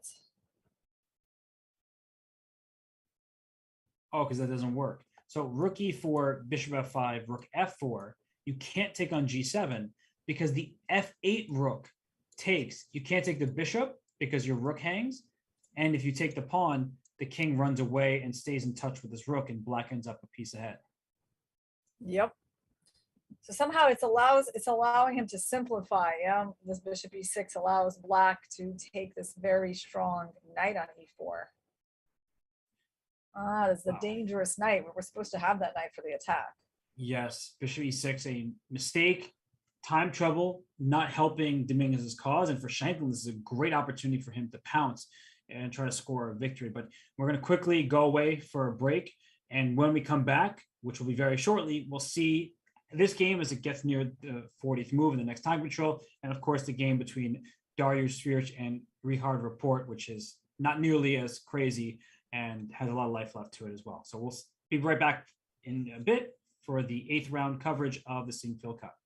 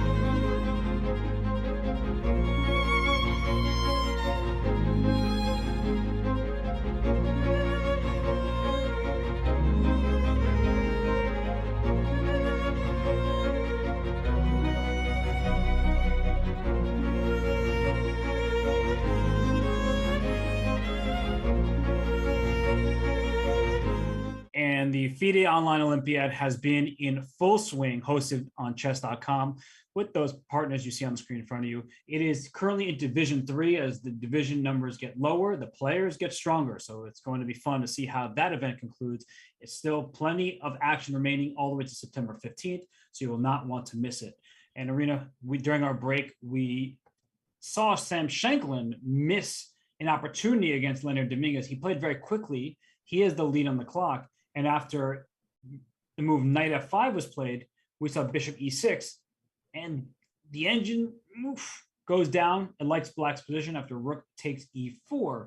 And unfortunately for Sam, he quickly played knight d4, bishop d5, and probably realized his mistake, because after knight f5, bishop e6 is played. Will he find rook e4 now? Oh, that's the big question. Yeah, that's really interesting. I mean, he's got the time to find it, and his opponent doesn't. And so obviously, Dominguez is already showing that he's okay with a draw. He's repeating his bishop e6 mistake. Wow. I wonder if this is one of those moments, though, where the engine is a bit misleading. It says minus 1.6 the moment for black. And after rook e4, bishop f5, rook f4, we were saying the g7 pawn can't be captured. So the bishop, say, goes back somewhere like bishop c2. How bad is this really for white? Well, we could consider rook takes f2, Robert. Because I walked into a checkmate on the back rank. Perhaps maybe, but you didn't have like such obvious good squares, because on bishop d3 there's maybe even, well, there's not e4, because e4 I'll take on g7, right? Right. So there's no reason to allow that. So let's just protect this pawn somehow. Well, it looks like knight d4 was played, which I think, is that a draw already? Bishop d5 will. Yeah, he's going to claim the draw, I think.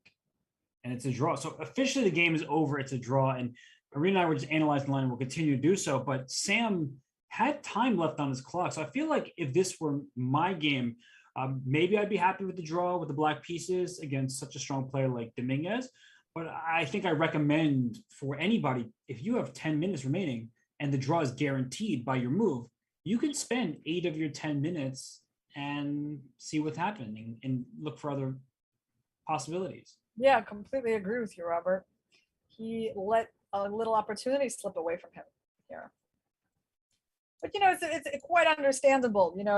I think he's definitely been feeling that White has the initiative in this game, right? White is the one that sacked the pawn, and he's been kind of fighting back against that initiative. So I think psychologically he just didn't quite get it, and it's quite a trick there, I have to say. Right after this move, is rook 8 takes f5, and then there's nothing that White can do on the 7th rank.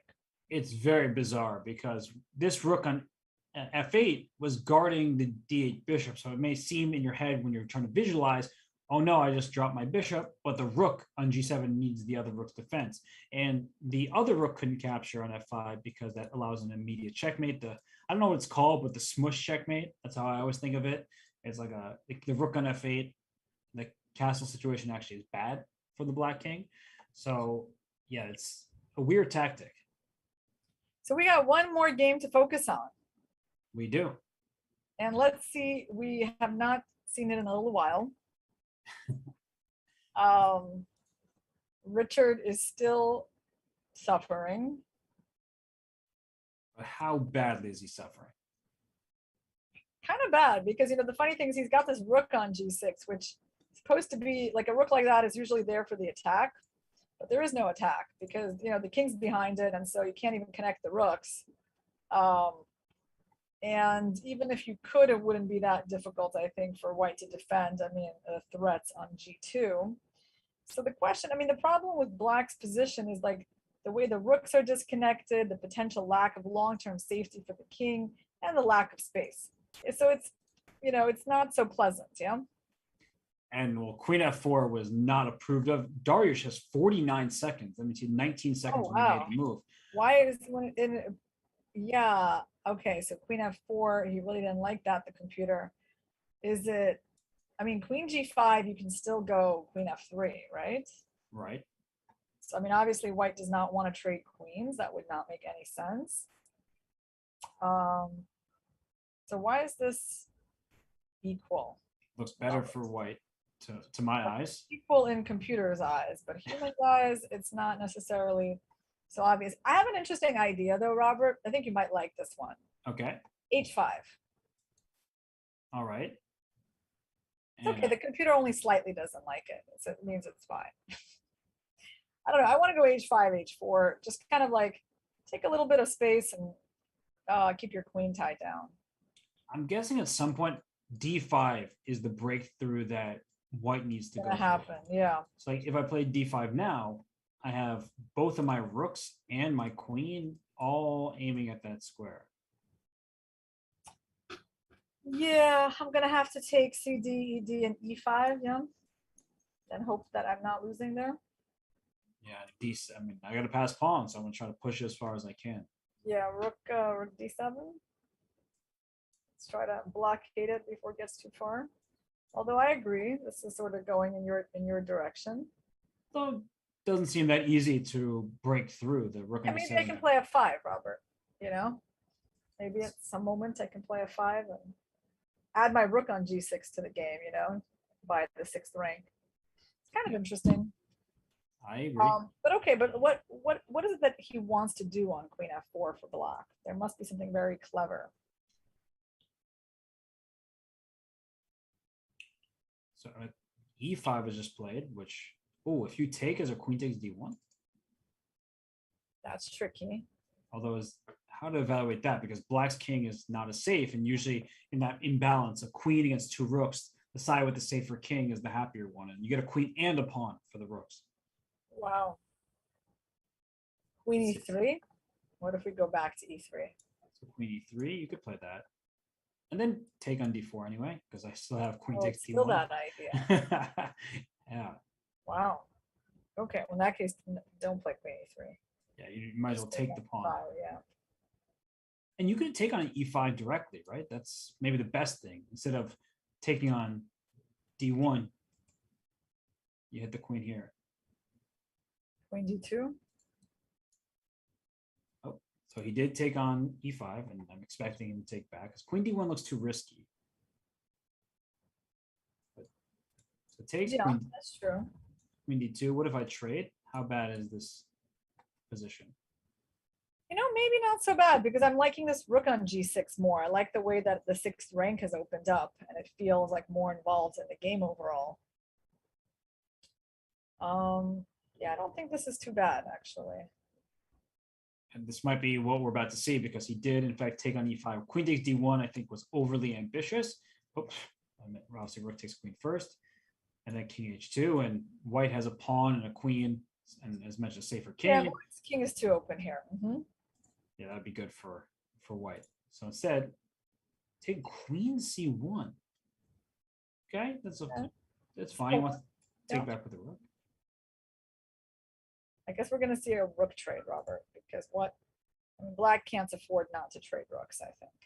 Yeah, rook takes D3, rook takes D3, and queen E2 speaks to me. Loud and clear.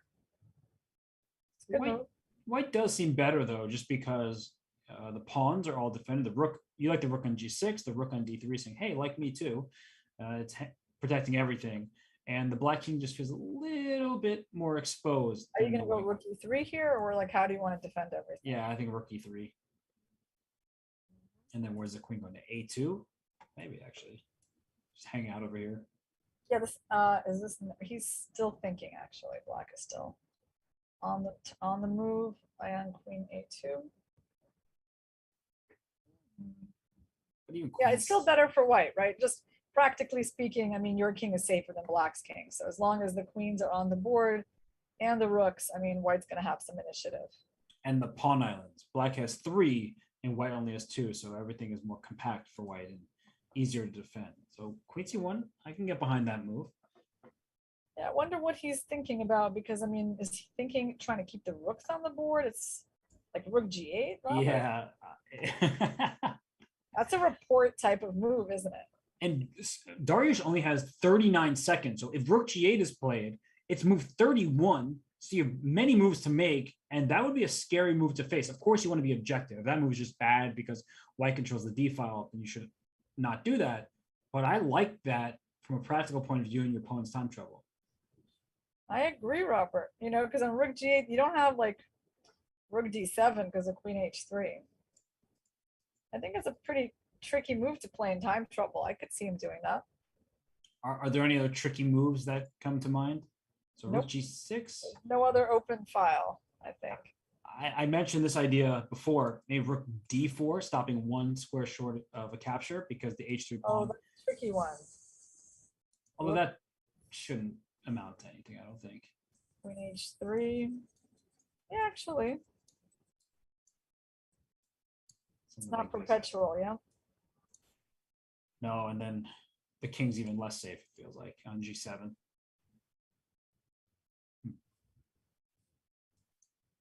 I like rook g8. I'm really hoping for rook g8 now.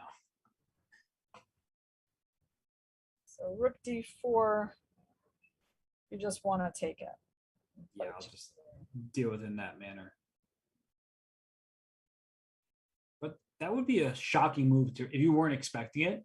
You think your opponent's about to take the rook, and then they stop on d4, and now you're frazzled because it's such a surprising decision. I agree. No, rook d4 is absolutely a candidate. Oh, what does white do after rook to g8? That's something that needs to be figured Yeah, out. that's a good question. I know what, Robert. How about king h2? I like that. Just put your king here, and then you can put g3 because h3 is Exactly. defended. And then why your rook's in the g file. Yep, that seems to take care of everything. Yeah, it's like, unfortunately, it's like a very cold shower that we're throwing there on black's attacking plans. Ruined again. Yeah, well, so, I mean, rook takes d3. Yeah, it's probably still the normal move. Because on rook d4, I mean, queen h3 and g3, you don't get that perpetual. Yeah, if without the perpetual, I don't like it. So Report himself only has a minute 10 seconds and counting down right now. So he doesn't What do you exactly. think, Robert, about, oh, hold on, like rook d4, let's try it. Rook d4, rook takes d4, queen h3, Yes. g3, pawn takes, rook takes an h5. Okay, well, I see the eval bar going up and then going back down with queen c3. Yeah, and you want to go rook d8 and just mate me.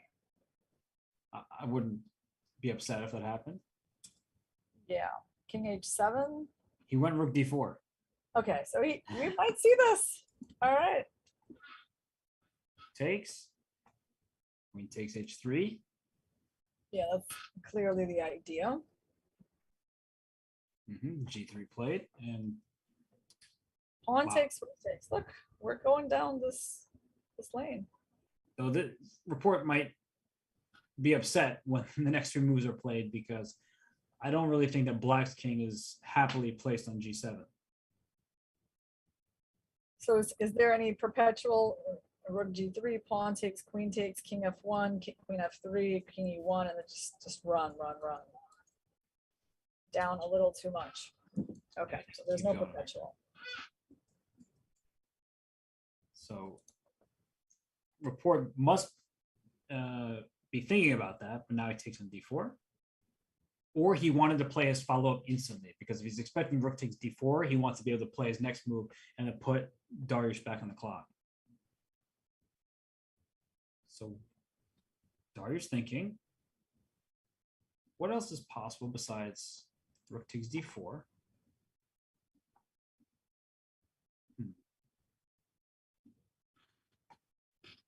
I don't know. I would take that pawn. Possible, but rook takes d4. Well, I suppose queen f4. Also a natural move, trying to get the queen. No, I think rook d4 makes sense. I mean, given, like, why not? We want to take the pawn, and that way we kind of see what black does before we choose where we put our queen. Logical. So 25 seconds for Dariush. He has taken actually less. He had 17 seconds when he made his move, it appears. Yep. And I bet he was kind of tempted by this h5 idea. but I agree that it's not so simple. So h5, queen c3, king h7, rook d8, rook g8, Robert. That was kind of my thought. Maybe we can make this survive for black. What do you think? Yeah, that actually doesn't look unreasonable at all. Yeah, but you know, there's queen f6. Annoying. And if I take on d8, you're going to take on f7? Yep.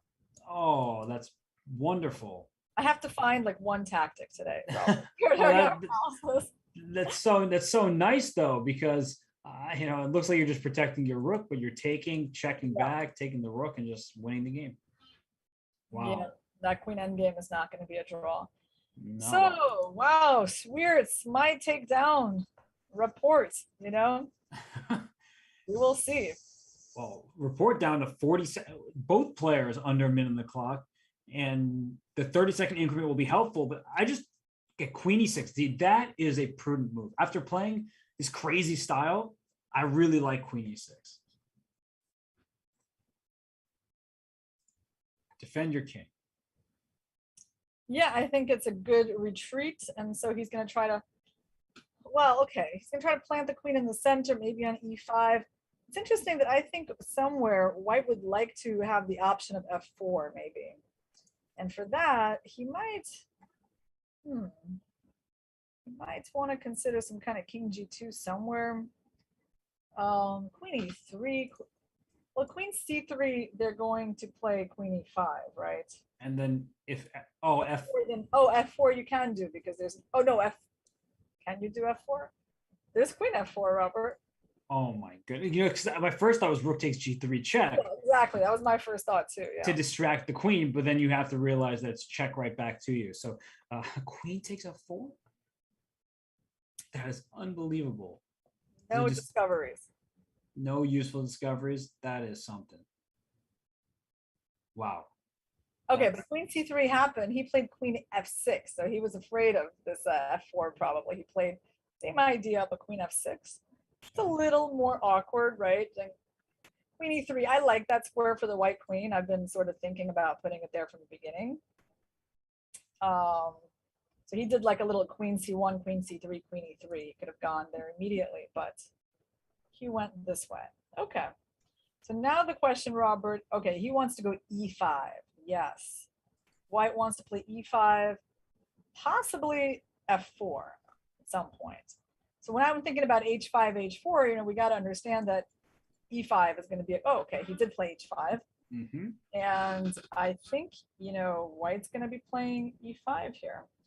And e5, how should black respond? Queen f5 is probably the most natural move. But queen g5 is not out of the question either.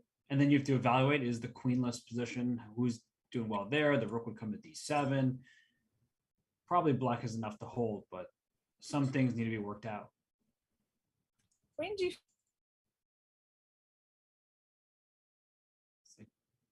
rook e5, rook b7, a5, draw, right? So we can go and head for this safety of this rook endgame. Queen g5, I think in that sense is reasonable. Very important move, a5 at the end, otherwise white just scoops up the pawn. Okay, yeah, he played queen g5. Cool. Yeah, he is dying for that rook endgame, but white's not going to give it to him. No, would not trade queens if I were white here. Although, how do you avoid a queen trade? Because hard, h4, because on queen e4 there's h4, right? Right. Queen g5, good defensive move. I don't know, maybe white's whole little queen maneuver lost a little bit of time. Yeah, I think he'll take on. Is he really have 3 seconds? No way. No, there's no way. It's a relay thing. It says zeros, but he clearly has one. Oh, he did take, and it. No, Robert. This bodes very badly for us. Oh, We're well. gonna have an early night, but that's okay. No, I do have some things I can do tonight. Yeah, me too. One of those things includes eating dinner at a more normal hour. So. Definitely, I already got my plate of food prepared. Oh, well, this looks like it, because the problem for white is if the king were on g2, you mentioned the king going g2 earlier, f4, and then white would have a huge advantage into the end game. Here, this exact line, you called it, rook takes an a5, and that looks like just a draw. Yeah, well, okay. Rapport did a good job, and actually, I liked his, very sane move, Queen E6. Right? He just realized, like, okay, it's just time to go back and protect the king. That was a good move, and I think that's the move that gave him this fairly easy draw. Yeah, nice defense there. Great decision, because the way he'd been playing, you get lured into continuing the aggression with h5 and h4, but he realized, as we were discussing as well, that after queen c3, there's problems for this black king, and white's king is actually much safer. So it looks like this game is actually going to conclude at any moment now. We see a5, and it's just going to be a trade of pawns. So we can stay for the conclusion of this game, and they'll just agree on a draw any moment. Yeah, the exciting conclusion as the pawns get traded off on the queen side. Mm-hmm. But let's see, Robert, for a second, if we go back, like, could he have played better after queen e6? Because he lost his advantage like so quickly, and it still feels like white should be able to make things a little harder for black than he did. And so maybe, first of all, okay, queen f4 is interesting. Should we look at that? Sure. Okay. Because on, I don't know, what are you going to do? Rook g4, g4 maybe. Yeah. f3. Yeah, that's not where you want the queen, right? It's not perfect. It's not perfect. I agree. What about your queen e3 move to start with rather than That's queen right c3? away, right? Yes. That looked like a really good try, because you could have f4, you can have e5, king g2. You have a Because you're trying to say that the queen on e6 is worse than it was on f6 because it can't go to g5. right, Yeah. which really doesn't look like it should escape. The queen g5 thing with the rook coming d7, it feels like in time trouble. I could see why white would assess that as being really good chances, but Rapport had thought better of it and said, nah, there's no problem here, just an easy draw. And the players. Yeah, I mean, the one thing about this position is that, like, white cannot trade the queens, So that's such a bad sign that happens so quickly. Yeah, you look at king safety. So when you look at a position, rook, queen, 5 pawns, rook, queen, and 5 pawns, king safety is paramount, and white's king is safer, has the pawns sticking out there. So I'm with you, Irving. I think there could have been more pressing, even if ultimately black was surviving at this point. So good defense. I would like to see him just make him, make black work for it a little more, And that's all you can ask for. I always say this, Irina, where when I play a game and I don't win, I'm not really as upset that I didn't win the game so much as I didn't make my opponent sweat more if you have an advantage. And a good example of that was when Wesley had white against Shanklin. It was like a dream position. And then not that long after, Shanklin was able to make a draw. So you feel like, well, where did I go wrong? I could have made his life more difficult and put another hour into his work making the draw. But anyway, well, we're going to take a quick break. All 5 games are done. All games are drawn today after a very decisive day yesterday. So we'll be back. We'll wrap up the day that was, give our final thoughts of the 8th round of the 2021 Sinquefield Cup.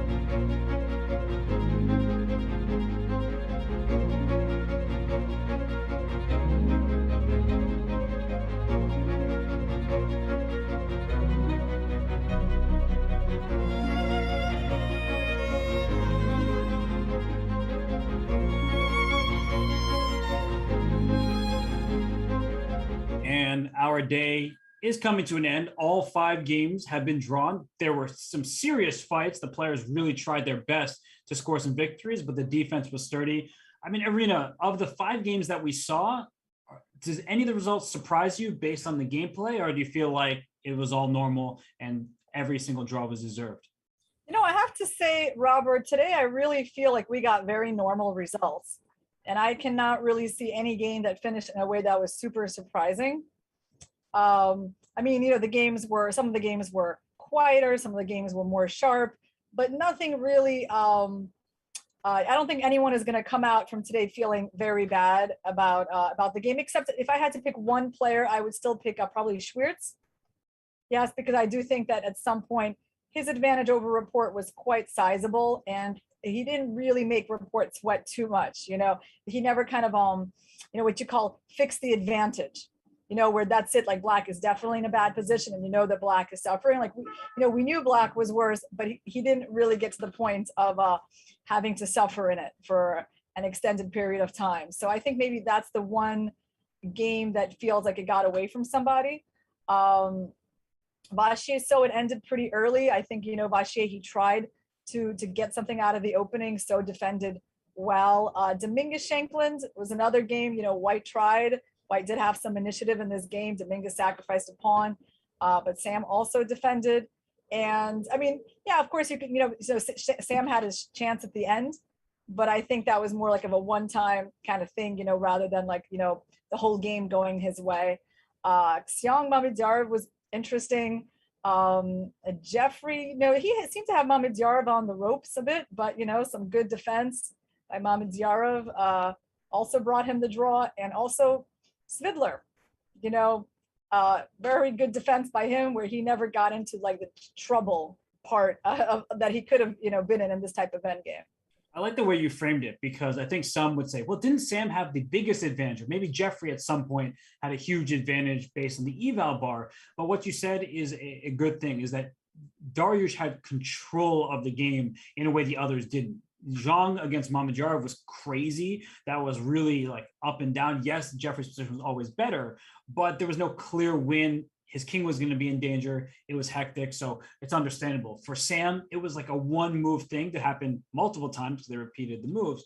But throughout the game, it never really felt like Sam was dictating what was going on. It seemed like everything was under control except at that moment. And so I'm totally with you, Irina, that for Dariush, he could play that game seemingly forever and maintain an advantage. And then in his time trouble, it just dissipated and was completely gone. So I think that Report is probably feeling very fortunate that he didn't have to sweat it out any longer. So let's look at the standings, because we haven't seen anything change. When all games are drawn, nothing changes. And Irina, I think it's a pretty safe bet to think that Maxime should at least tie for first, but he does have the black pieces tomorrow against Mamedyarov. Yeah, I think that kind of pairing, definitely guarantees some excitement. A lot depends on Mamedyarov, but given like the fact that there's like no draws allowed in the tournament, I would feel like, he should have some ambition, to at least make a difference in the tournament standings, even if he himself cannot win. So Mamedyarov with the white pieces against Vachier, yeah, that's hard to predict how that. It's always hard to predict, because you don't know how much ambition the person will have as white. Like, is he going to feel like he's not really playing for anything, or is he going to feel like, okay, I can still, turn this into a good tournament if I defeat the tournament leader? That's true. You never know how the players are feeling until they sit at the board and show us what openings they have. I think one player who will be particularly ambitious is Sam Shankland, because right now he's at -1 with 3.5 and 8. He gets the white pieces against the tailender, Dariush Sturich, the lowest rated player in his first super tournament. So I think Sam would love to finish at a 50% score, gain some rating, and that would be a nice finish to a tournament that he's done much better down the stretch. He started half at a 3, lost his first 2 games of the black pieces, and since then he's really been playing in good form. I think the game to watch tomorrow is going to be Reports versus Caruana. Just because I've been seeing that Caruana always seems to be able to make a fight of it, no matter the color, and I don't think he's gonna I mean, he has a partner in that, you know, willing partner when you're playing Richard Rapport. So I think this game can be pretty exciting tomorrow, given that really both players want to win. I mean, if Rapport wins with white, he's going to catch Caruana. It's going to be very tempting to try to catch up to him. So versus Dominguez is the two leaders. You know, is Wesley going to bring his best chess tomorrow and make a run for it to be the tournament winner? I mean, my personal feeling is this game is likely to finish in a draw, but I would love to be wrong. Yeah, it really depends which Wesley So shows up. Is the Wesley who is playing with the white pieces and being, you know, interesting, creative, or is the Wesley says, I'll play for a slight advantage, but if Lenier has a good opening, then I'm just going to allow the game to fizzle out. So it's interesting to see. I think your point about Rapport is well taken. He is always willing to have a fight, even though he has 6 draws, 1 win and 1 loss. He's not the most decisive player of the tournament, but in terms of his career, he's always down to spar with no matter who the player is. And I think, you know, actually, if I had to make a prediction, like, I mean, something that's beyond the obvious, that Vachier wins the tournament, right? Because that's a pretty easy prediction to make. But I would say a very possible scenario is that Caruana will win, and there's going to be a tie between Caruana and Vachier. Okay, so I'm going to try. I mean, I'm going to predict it. I know there's many likely scenarios, but this is one of them. I actually think the game between Svidler and Jeffrey Jean could be a lot of fun. It depends, you know, they're towards the bottom of the standings. So you can say, yeah, they'll just mail it in. They don't care. Or because there's nothing on the line, some rating points, Svidler with the white pieces, Jeffrey with black. He's an interesting player. Sometimes throws out some Sicilians that are super sharp. So I'm curious about that one. I think we're in for a treat for the final day. 5 draws does not mean that the players did not come to give their best efforts. Just sometimes happens. So, Irina, I just want to thank you for joining. I can't believe this is the first time we commented together. It felt like we've been doing this forever. So I know, want to thank you. Robert. Well, we have known each other forever. That's true. That's why it feels like that. I mean, and hopefully it's not the last time. Oh, I'm sure it will not be the last time. But thank you so much, Irina. Thank you to everybody who's been tuning in, for showing your support. If you like what you've watched here, do give the Chess.com channels a follow. Show your support. Just easy to click a button. Doesn't cost you a thing. And we'll be back tomorrow with more from the Sinquefield Cup. And of course, PogChamps coverage. They'll be replaying some of the PogChamps 3 coverage and also PogChamps 4 starting on Sunday.